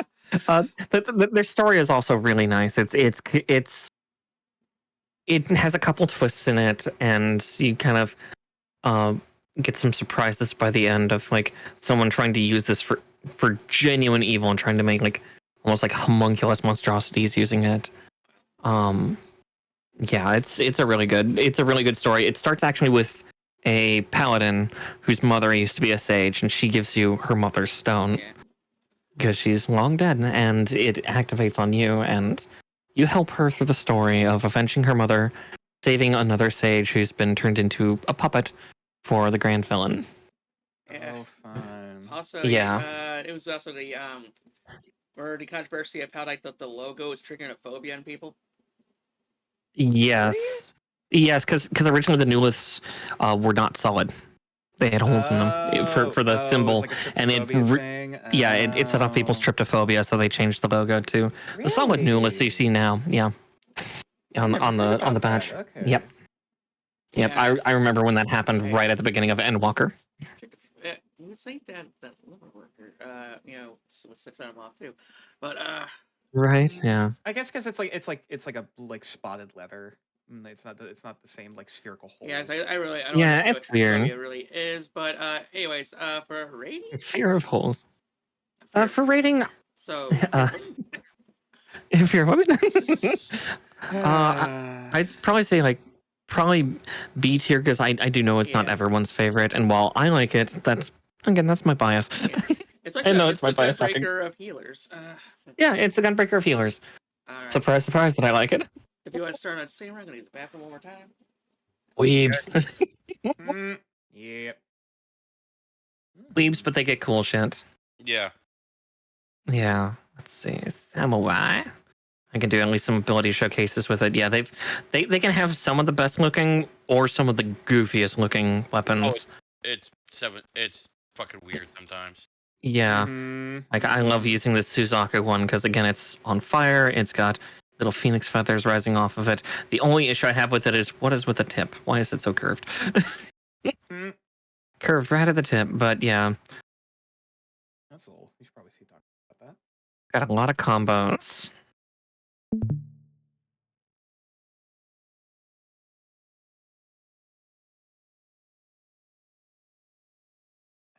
Yeah, I always forget how much you have on your hotbar. I know it's a mess. I'm so sorry. Like Welcome to a role player's bar, or at least my kind. That's why I have fucking macros to like hide them. Yeah, no, I prefer hitting them, but yeah, yeah, we were just talking about like samurais can either have the prettiest or the most fucked up weapon. Yeah. For like aesthetics, because it's no in between. I'm guilty. Whenever I played samurai for a while, before they took out our Catan,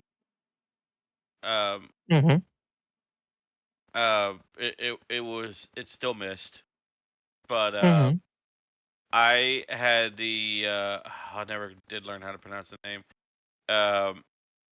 The Chikujourin, I believe. It was hang on.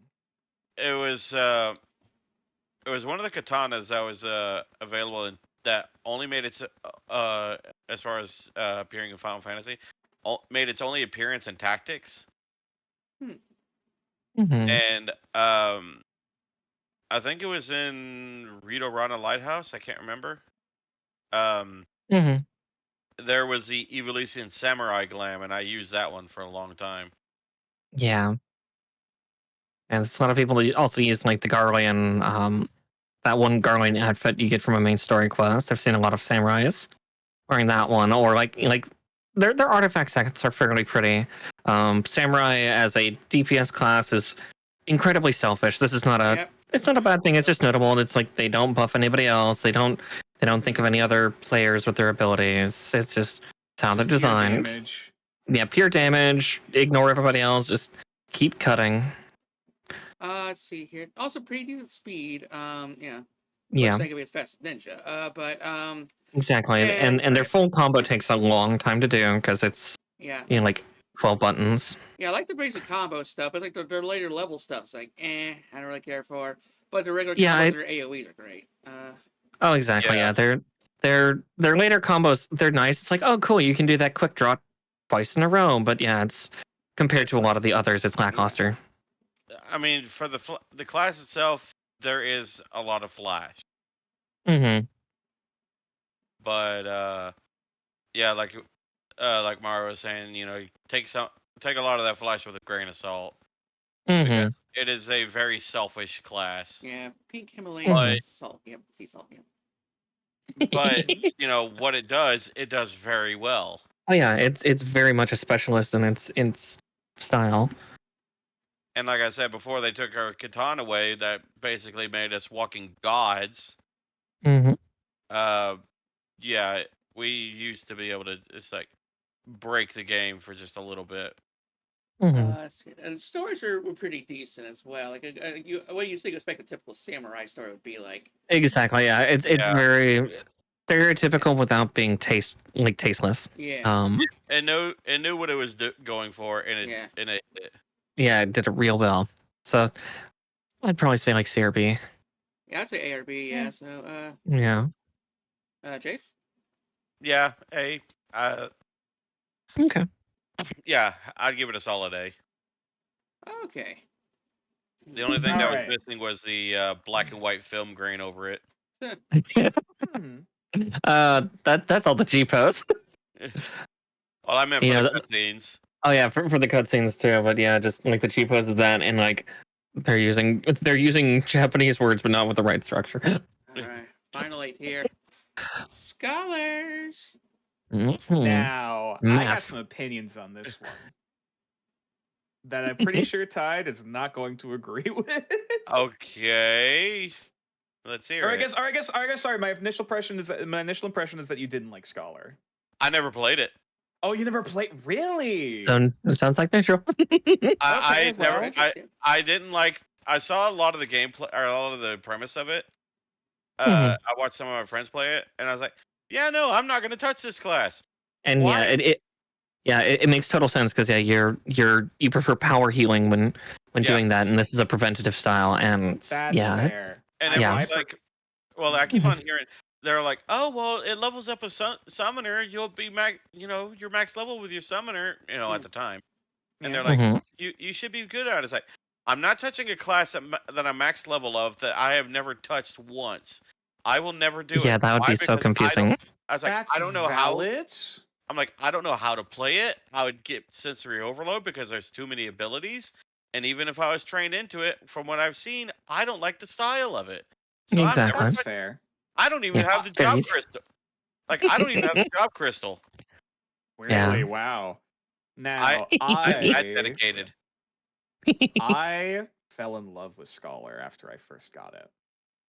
Now, admittedly, that's I loved being able to put shields on everyone. I love the Battle Academia aesthetic that Scholar kind of starts out with. Though it does get a little more techie, weirdly, as it goes on, which is interesting. You have a little fairy companion that basically allows you to heal everything for you. If when things go to shit. To quote Mr. Crocker, "Fairy gut prince." Fairy gut that fairy can become dummy thick at a certain point to become a little seraph. Sylph. Yeah, a little seraph. Yeah, I was about to say, what was the little blindfolded angel thing in Persona, Tilly? Oh yeah. Oh, yeah, the angel one. Yeah. Same vibes. Yep, same vibes. Yeah, absolutely. Angel. The Scholar quest line has you going through the basically doing archaeology in the Society of Nim, and the Nimians, which is where the Tonberries. Tonberries.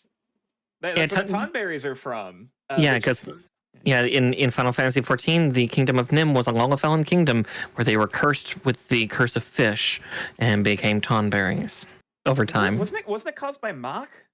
Yeah, it was caused by Mach because that's when Nim was big. Was during that war. And then that's when everything went to shit.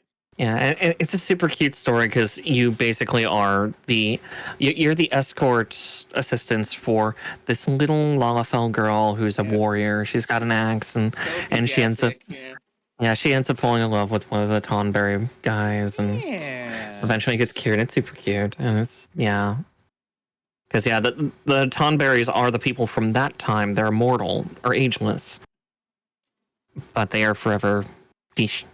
I loved the military Tom Perry. You know, he's so small, he's commanding everyone with, with his boisterous personality. Exactly. Yeah. It's a cute storyline. I always gave him the voice of like a stereotypical like U.S. military sergeant, like You're not soldier! Yeah. Like coming out of this tiny fucking Tonberry. Yeah, like a General Patton type cosplayer. Yeah. Pretty much. Yeah. Fucking Eisenhower, motherfucker. I can't say sadly, I can't say the climaxes of like all the Scholar storylines were pretty underwhelming. Yeah. Especially like the Heaven's Word one, where it's like, oh, there's a demon hall in the spring, and we killed it, and like, okay, quest is done. Yeah. And neat. Yeah, we're done. Yeah, it's pretty straight. That's fair. Yeah, it was. I can understand from that angle. I don't know if I've done the Stormblood one yet because I was playing mostly White Mage for all of it. I have to go back and do that shit. But yeah, for me personally, I personally would put Scholar in A tier, but I am heavily biased. I'd say a solid B. They're very good. But yeah, again, it's that whole debate of which healer do you prefer? Do you prefer power or shield? Yeah, it's that debate about at the end of the day. Doesn't really have a rotation. No, it doesn't. It's very situational. They have a lot of random little bits and bobs in their tool belt that are very useful. It's just understanding super when those situational. Are useful. Exactly. And it's hard to get set up until you get to level 60 with the one ability that lets you auto crit on a shield and then pass it to everyone else. Exactly. I actually got a lot to say about Scholar. I'm guessing it was kind of like the most at least till Sage came along, most like prejudice against the healer. Because I remember I joined a group and for a dungeon, and they immediately said, "Ugh, a Scholar." Verbatim. Bitch. And so I'm thinking, okay, so I put in the work and I got everyone's fucking player rank competition. Yeah. Yeah, because if you know what you're doing, you're a fucking star. Honestly, if you can keep everyone shielded up and your fairy is just healing the buffer, like you could just kind of sit back. Just Art of War for days. Me, because I'm not the most fastest and best gamer, so. But I remember, especially during the fucking Griffin, not the Griffin, the Chimera fight. I was like running around, I'm like res people, heal, and like DPS, and I was just shouting everything I was doing. Okay, like do cast this. Okay, I'm gonna do that now. Okay, you can get a couple spells in. Okay, a couple attacks. All right, and then someone in the chat was like, "Damn." Yeah, like applause. Yeah, not all scholars.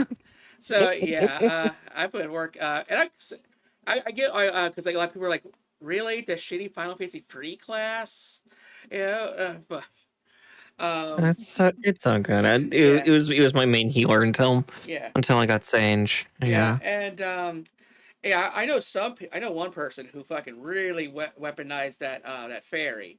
Like she would have it do all healing, and she would always be at least number 2 in the most DPS, and it's ridiculous. It's wild, It's kind of easy to get into, but if you can truly master it, there's a huge ceiling for it.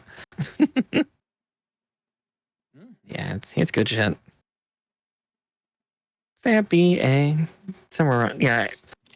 Sounds like a lot of us are going for A, because it is a good healer if you know what you're doing with it, but it's very situational. I will say that because this also applies to Summoner, because they kind of they level up and they under kindred classes with Summoner. The lack of emotes, they're the same emotes. Same emotes. The same emotes as Summoner because it's all books. It needs its own personality. That's fair. Like if they added a different particle effect, maybe, or a different visual effect to it, maybe it could help differentiate if you want to keep the animation. But, that's entirely fair. Like an Echo Fighter.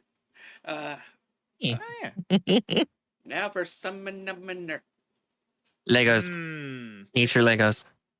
Yeah. Because that's how it changed in Endwalker. It's now it is a brain dead, nice long combo that you can just keep going and going and going and going and just feel that way.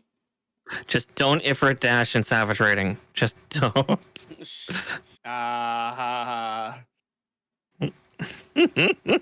Also, at level 100 nature, beware of what you see. Bahamut is now Soul Bahamut. Yep. Oh, fun. Yeah. His wings are made of swords. He looks very much like Neo Bahamut or Bahamut Zero from 7. Let me think here. Yeah, the storylines are pretty neat. They're a little confusing, especially the ADD.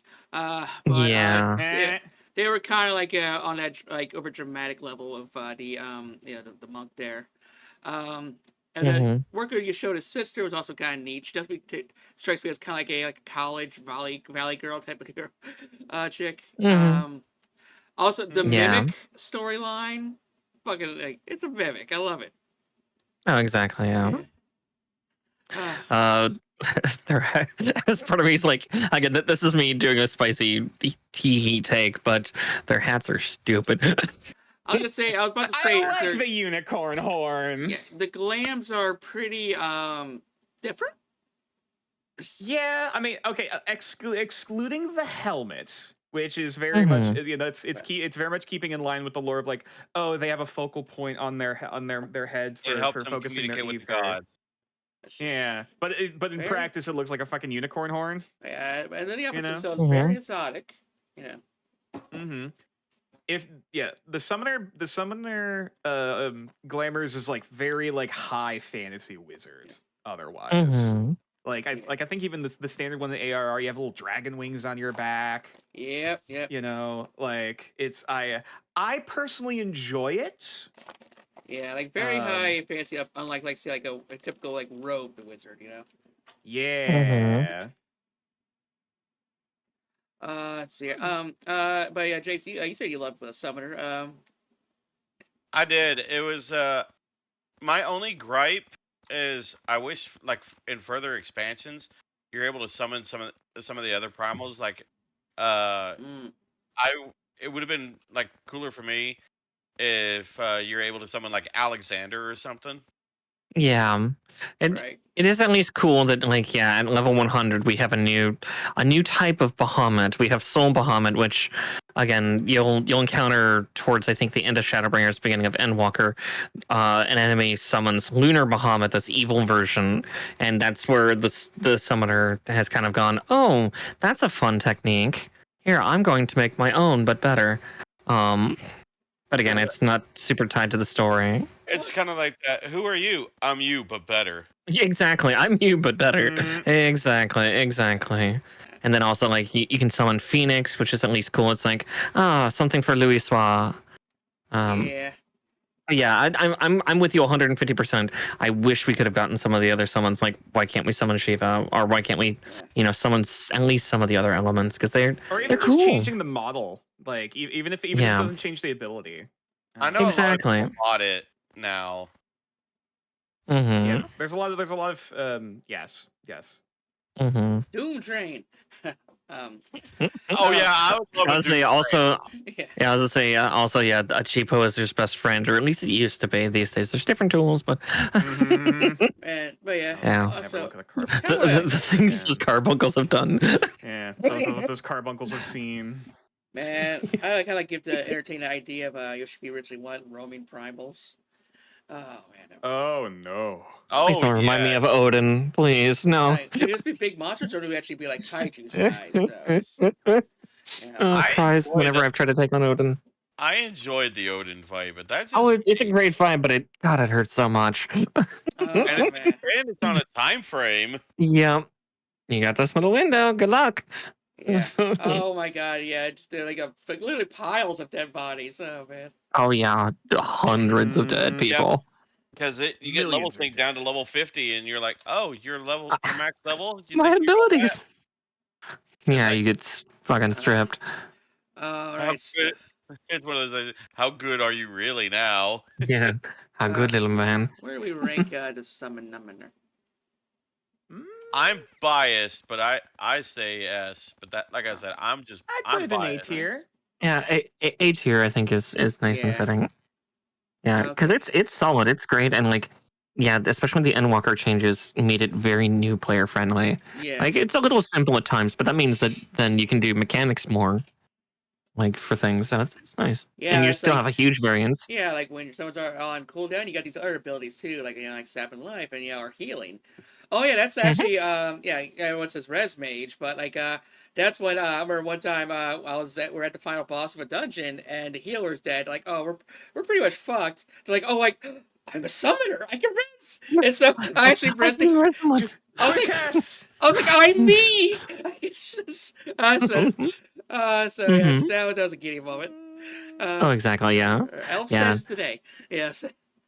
Oh, exactly. Yeah. That's probably why I would give 1 point to Red Mage a little more for healing, though, because unfortunately for Summoner, their healing is based on piety, and due to the fact that they're a damaging class, they don't get any gear that gives piety. Yeah, I Yeah, that where base that, Red Mage is int based healing. yeah, Summoner's like regular heal is like so weak. It's so tiny because it just has no piety. Yeah. So hey, that's why we got Red Mage and S. Exactly. Okay, Thaumaturge.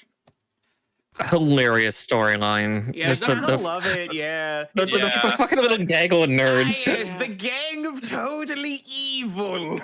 Yeah, nothing really to say about this one except its storyline. Yeah, it's just primarily the storyline because everything else it's just is Black Mage. it's just Black Mage but smaller. Yeah, literally because unlike Rogue and Ninja, Thaumaturge and Black Mage play exactly the same. Yep, exactly.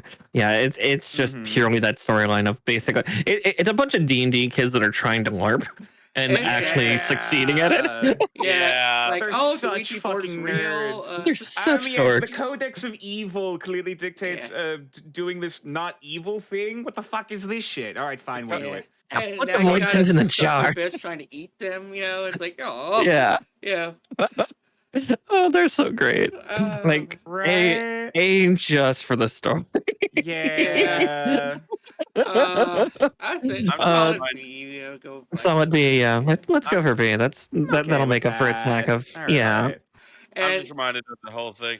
The Codex says to support this. Well, I can't read. I can't read. I can't read. Technically, that was my very, very first class because I was like very choosy, like, where do I want to begin? I felt like, okay, I'm gonna go with Black Mage, and everyone's like, yeah, girl, you blow shit up. Yeah, you blow those things to hell. Yeah, it's such a good time. Okay, Jace Brewer Knuckles, I am the warrior. Warrior, literally too angry to die. The thing that no longer needs a healer. It's like it's like the warrior walks into the group and just looks at the healer, puts his hand on his cheek. Do you feel in charge? Because the running joke with healers is, I control who lives or dies. Laughs in warrior. Yeah, laughs in warrior. Like laughs in warrior, laughs in death knight. I walk my own faith. Yeah. Also, the storyline for warrior is absolutely hilarious. Fucking George. That's happened too when I would get into a group and the healer was like, "Oh man, the tank's a warrior." Now I feel useless. I don't get. Yeah, it's like I guess I'll try to DPS. Fuck. Yeah.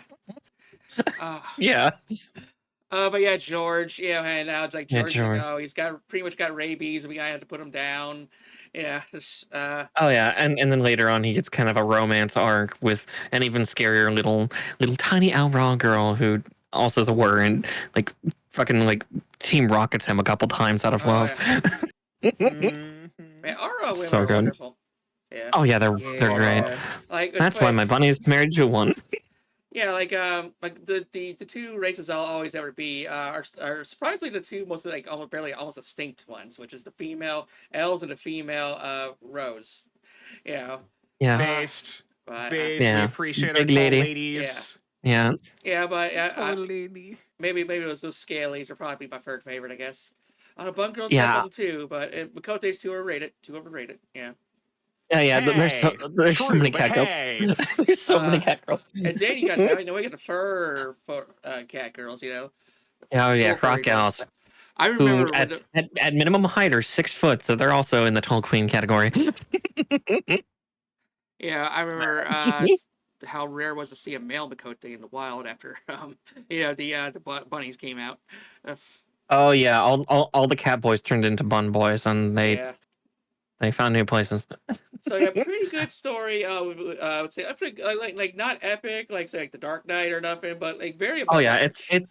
it's an above average story. It's funny and we need that kind of brevity for that kind of shit. And then it's like definitely a breath of fresh air because it knows what it is and it doesn't take itself too serious. Yeah. exactly, and that's some of the best. One of the best tanks ever because it's just it's so hard to kill now. Now for the class itself, though, because I kind of like playing like the hero. I'm a sword person, personally, and but with the tank, you kind of like the weight you swing behind the fucking ass, like boom, boom. It's satisfying.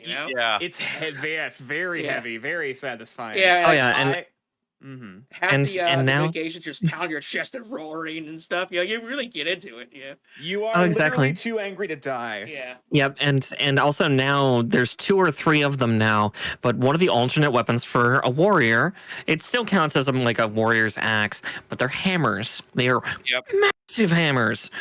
And you can just go around bonking people because there's the Asphodelis one, and then there's the Dwarven one from Shadowbringers, and it's just this big, like, oxidized copper just mallet that you can just bonk people with, and it's great. But yeah, they're and they got a good local number elf of too angry lanes, to die. But but it's saying is that even if you say it's just like a casual like t-shirt and jeans glam, you still believe him. I'm too badass. I'm going. Yeah, why wear armor? Yeah. Yeah, it's so good, and like a lot of their abilities as they went higher level, like just explode the ground around them. Even their limit break does that of just literally you stomp the earth so hard you create a wall of rock to block an attack. Yeah, they are badasses. I love them. They're my least used of the 4 tanks, but I fully recognize their greatness. They're phenomenal. Some of the gameplay is lackluster, but I mean, the some of it is a lot. It's just too fun to not pick up. Exactly. Yeah, kind of like an Assassin Norm type vibe. It's like, okay, it's a lost cause. Send in the warrior. Yeah. Send them in. Yeah. I gotta give it. Yeah. So, what do y'all think? Oh yeah, absolutely yes here. Yeah. Warrior is the only tank class I have ever played, and it's very satisfying. I'm okay with that. That's for satisfying. Okay. Yeah, and then Spin. Yeah. It's like for your safety, you might want to leave the room. Basically. All right, get back into the workshop. We got Weaver. Yeah, we do. I love the Weaver mentor. Yeah.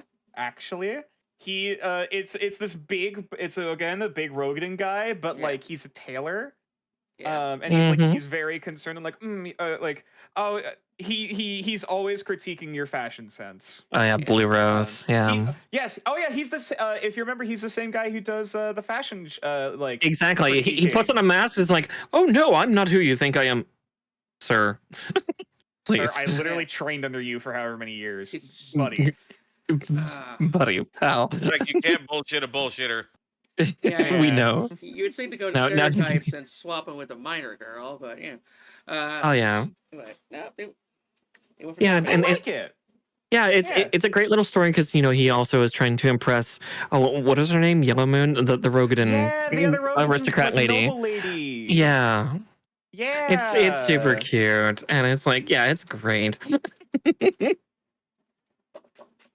Yeah, it's really fun. He's really great. I don't remember a lot about the like Heavensward or Stormblood stories, granted. Yeah, I can't really think of anything. Shit. Yeah, I can't remember much from those arcs. I think it was like little continuations, but the ARR story's good. And how's our Weaver utility wise? Oh, glamour, armor for a lot of the casters, glamours, armor for casters. Yeah, all the clothes. Yeah, all treasure map glamour pieces. So the pajamas, all that stuff. So they make a lot of bank. They are the regarded utility. Again, I used to do this in my old FC when I was working with a venue. Is we do treasure hunts, and if anybody got the super rare item, it's like, all right, come to me with that. I will go get the basic materials for the rest of it, and I will make you a piece of your wishing. Because it's such a nice little utility to help yeah, get people these cool glamours that would normally go for a couple million gil, especially on fresh launch. Oh, Yeah. So sounds like it's an S tier. Yeah, as far as utility goes. Yeah, of the Yeah. crafters, probably, Yeah, like it's up there Yeah, with I- So Yeah, definitely, because even it's if the quest line there's not a lot memorable, it's still really solid. A or S, Yeah. I guess. I'd say S. Yeah, it's again that's probably one of the genuinely most profitable. Is if if you get hold of like those treasure map materials, man, Yeah. you make good shit, and it's really pretty shit typically too. Okay, now White Mage. Glare. Glare, Yeah. Glare mate. Yeah, I would say DPS and offense wise, probably the lamest.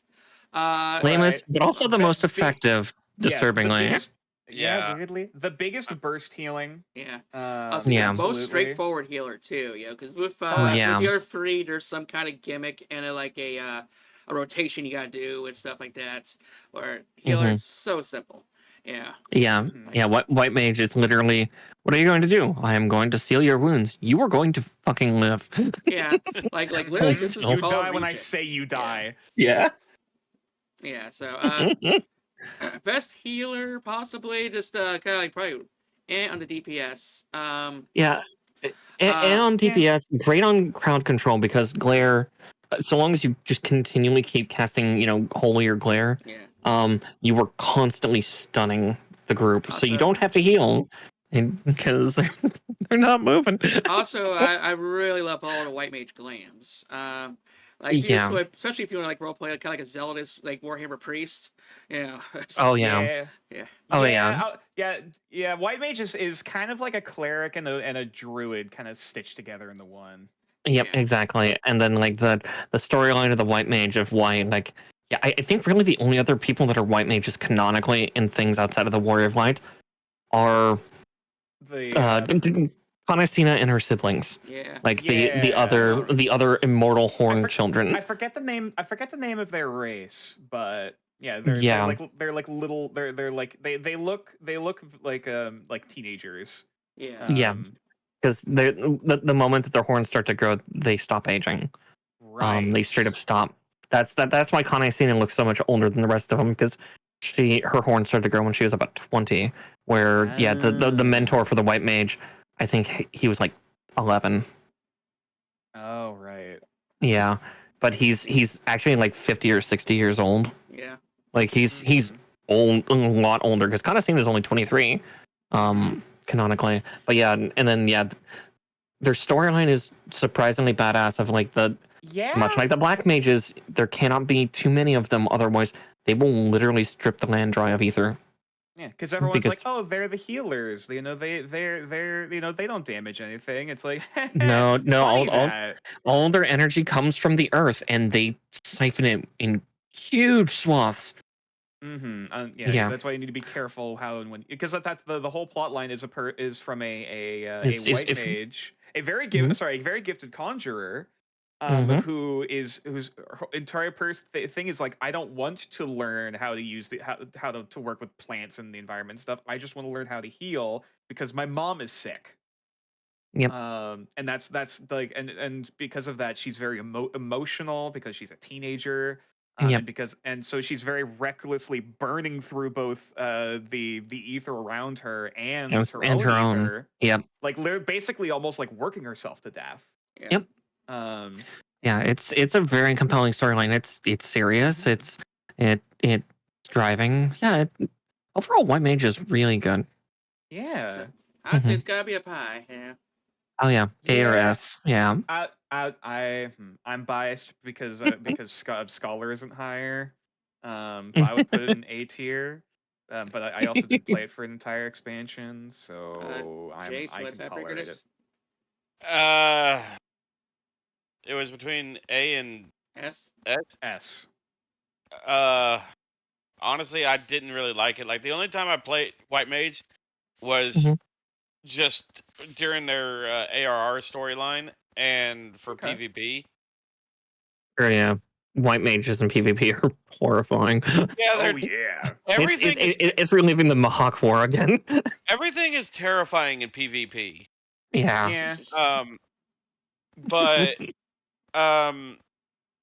I will say like their LB3 and raids is great because like all healers, it's full raid Yep. revive.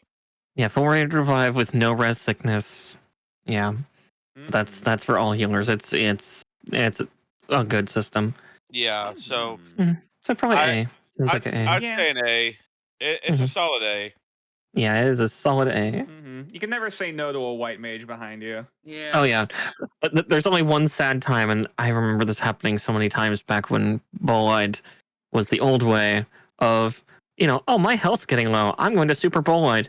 I've already pressed the button, and I see it starting to go off, and I suddenly see Benedict. The Benedictine strike hit me. It's like, no, Benediction, no. And it's gone. Yeah.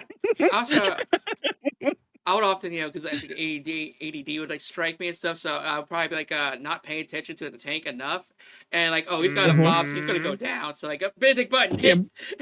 Yeah, Benediction, get the fuck up, and then then I happen and I would cry. It's like instant burst heal buttons. Then I can see him all small, like, see, I was paying attention, I'll just do it. Yeah, I was just being efficient on my cooldown. And then also at the end of the day, blood for the blood lily. Yeah. Yeah. Their ultimate hit.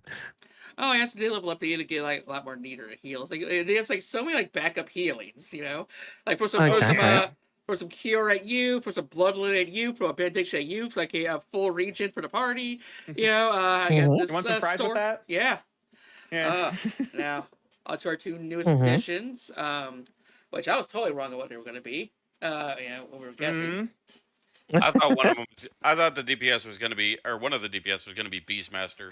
Yeah, if I would get that along with like Geomancer and Time Mage. I was also hoping for Necromancer.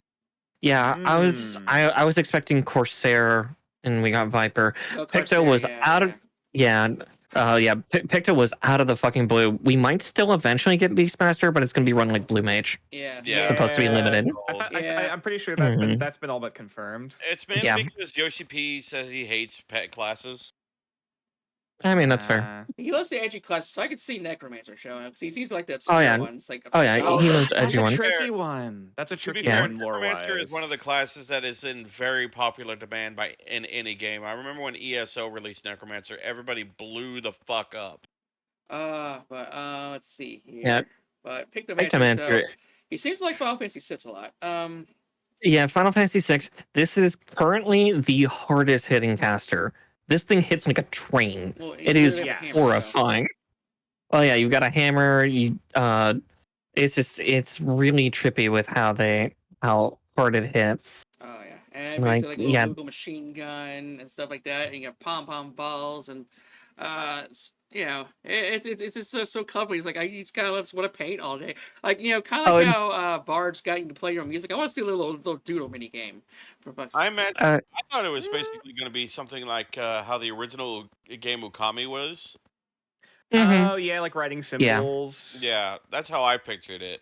I don't know if that's how it is, but well, like I'm showing it up here on stream right now. Of like, it does little drawings, little paintings, which summon some little actions and things.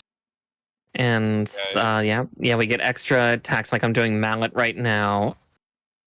And then let's see, I should be doing Claw next. Yeah, Claw. Yeah. And yeah, like all the abilities are like paint colors, so it's very Bob Ross-esque. Happy little accidents. Happy little accidents. Yeah. It's a lot of sit time though, kind of similar to Black Mage in this sense, but it somehow beats them in number, which is horrifying. Well, the story was But the story was okay. It's hilarious because a Moogle gives you the stone. The outfits were great because I like pastels. Oh yeah, pastels. Like painters' outfits. You get like little berets and paint aprons. The brushes are cute. Actually, here my favorite one's here on stream. I can show of this like it's the PvP one. It's the Hellfire one where you get like like a big thorny rose and like a little palette. It's super cute. Now it would be funny, sister taking after Realm from FF6 that the limit break is just breaking the game. Yeah, that'd be funny as hell. Yeah. Or for literally, like, deliberate would be cloning the boss monster, like, no matter what the boss is, just to attack him real quick. Yeah. Feel free God, for that abilities, Mara, because I'm just now opening. Now I'm able to see the stream and everything. fair. Yeah, got Yeah. that Oh, Splatoon actually, paint splash to it as well. Yeah. yeah, It is exactly. very Splatoony. Yeah. Let's see. Let's get everything topped up. Hmm. And yeah, you've got like a buff. I think is that Rainbow Drip? Yeah, it is. Okay, so I can see why this is popular. Also, Yeah, the it's dash is kind of colorful as well. It's yeah, it's very flashy. Yeah. yeah. Very It's very colorful. flashy. Surprise, surprise. It hits really hard. Oh yeah, Um, you just swung a giant hammer and you called down a meteor. So yeah. yeah, Like, part of me wants to say B, but yeah. B, B, yeah. B's fair because yeah, it's neat, but it's not It is the best very out there. specific. Yeah, it's very Yeah. very specific aesthetic wise as Yeah. well. Yeah. So yeah, I'm happy with a B for this thing because yeah. B for Bob Ross. All right. Yeah, B for Bob Ross. Yeah. Aw. We Rest didn't. in peace. We never deserved him. Yeah. He loved cocaine. Did he? I didn't hear anything about that. The reason I heard an interesting theory about him, and I don't know if this is got confirmed or not, but the reason why he was real soft toned with his voice is when he was in the Air Force. You know, he would the Yes. COs would yell and you got to yell and scream and everything, and he said I never want to make anybody feel like that, so that's why why I've heard Yes, he he was used to be in the very soft military. Yeah, I think he used to be a drill sergeant. Yeah. Well, I I knew think he was I in- think he even said that during one of his painting. Well, I know Yeah. he said he was in the Air Force. Yeah. Yeah. I know he was in some like Yeah, he was higher in the Air Force. position. Yeah, like I think he was a drill instructor, and that's why like after he Yeah. retired, he's like, I never want to be like that again. He had the tag name like Brutal Bob or something like that in the army. Yeah. Something like that. Yeah. Yeah.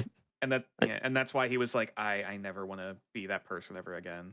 Funny enough, I used to listen to a weird. lot of his paint videos to Still help me watching fall on Twitch asleep. sometime. Yeah, it's so wholesome and great. It's yeah. very calming and very relaxing. Yeah. Oh man. Anyways, Viper.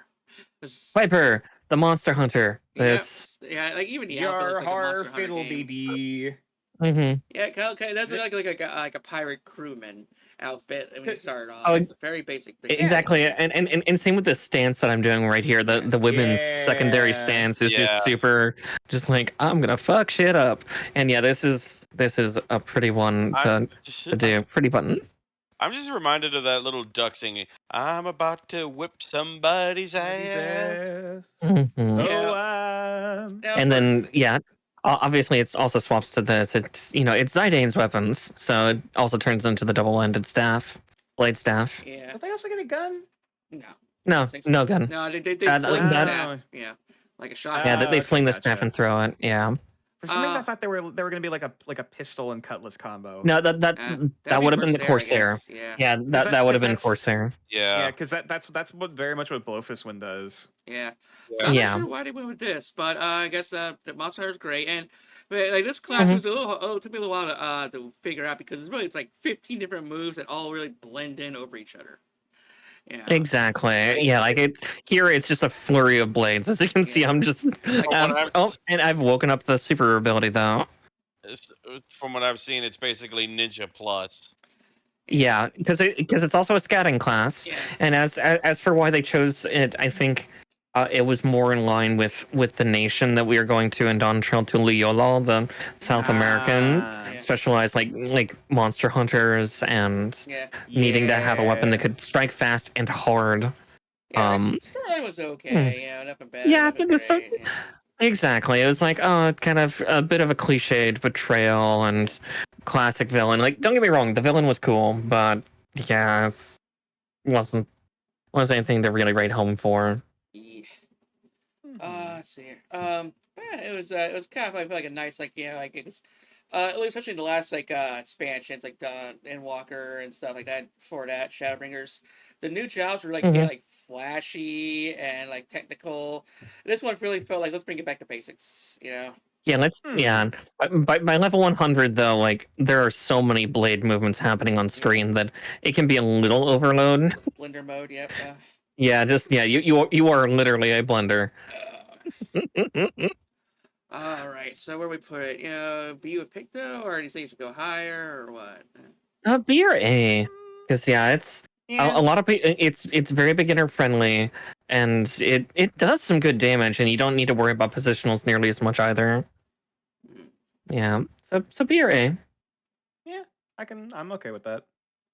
Okay, I will go with A. And so we are finally done. Even I'm late for what I got to go do. 3.5 hours. Oh my god.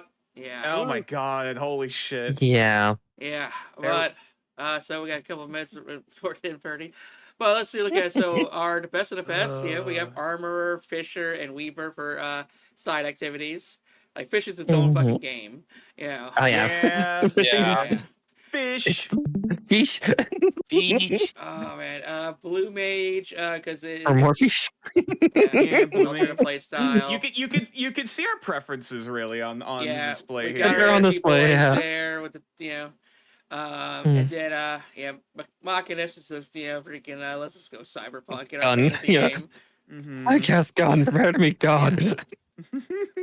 And then you got Red Mage was the jack of all trades, but in Glam's the really in game here. Oh yeah, finally, it's got everything. and then Warrior was just like it's just yeah, Too angry it's to a not league be of its asked. own, yeah. Yeah. But Yeah.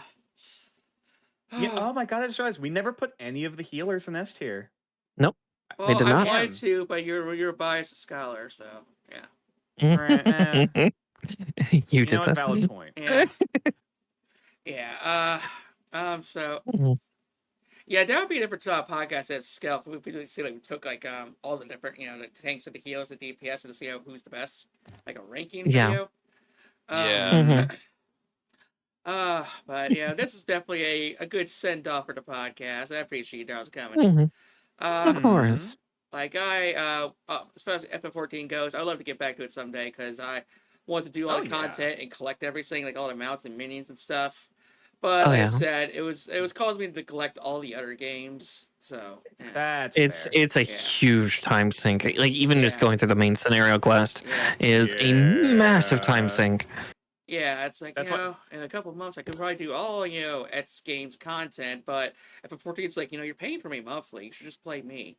Like, oh, yes. Right. I I mean, Yoshi really, P wants to hear it. even Yoshi P is like you can. It's okay to put it down. Like Yeah, The it's problem true. which is very like it's not very when you s- you think know. about it, because like like you can put it down, but it's like, but you're gonna lose your house, and you're gonna miss out on all these Mhm. seasonal, minions and stuff. Mhm. So yeah, right. if you're just playing for playing its sake, then sure. But if you want to say collect everything and keep a house, then you can't cancel your subscription. Yeah, Yeah. Wait. luckily the demolition's been on freeze for almost a year now because like it went up for 3 days, then the California wildfires happened, so North America's back on freeze. Yeah. I thought you just had to log in. I didn't think you'd have to still be subscribed. You have to log in and walk into your house. Okay, yeah, you don't need to keep your subscription necessarily. Yeah. Keep your house. So I have a messed up story for this that happened to one person who never walked into their house for the time until demo. That's probably gone. They Oh. they were in the middle of a session and they were reaching the end of said session and their house got demolished. Oh no. Talk Poor about an dude. explosive finish. Oh In the yeah, middle- the nut to destroy a house. I didn't know you log in without having to pay because you already have a premium account. Yeah. Yeah. Yeah, So, yeah, you have to have a paid account. Yeah. It's like I don't think trial members can buy Yeah. property. Right. Yeah, and that's But- several million That's gil down the drain okay. too, because that's like 3 to 20 million depending on the size. So yeah, like so in a way it's like we all kind of like in a different status, like Chase Mhm. is like walked away forever. I would like to return someday. Marikar's chronically there. the lifer, and Yeah. Nature Claus is the aspiring noob.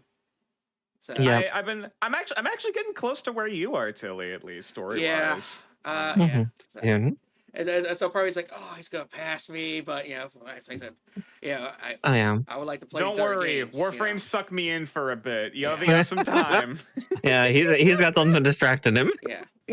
Got Yeah, time. sound like Dark Tide, Space Marine, Helldivers, Overwatch, Monster Hunter. Yeah, these are my favorite things. But let's go ahead and call it here, darlings. We've kept each other company long Yeah. enough. Yeah, Next time I we're see already you, let's over play some video time. games. I'm down.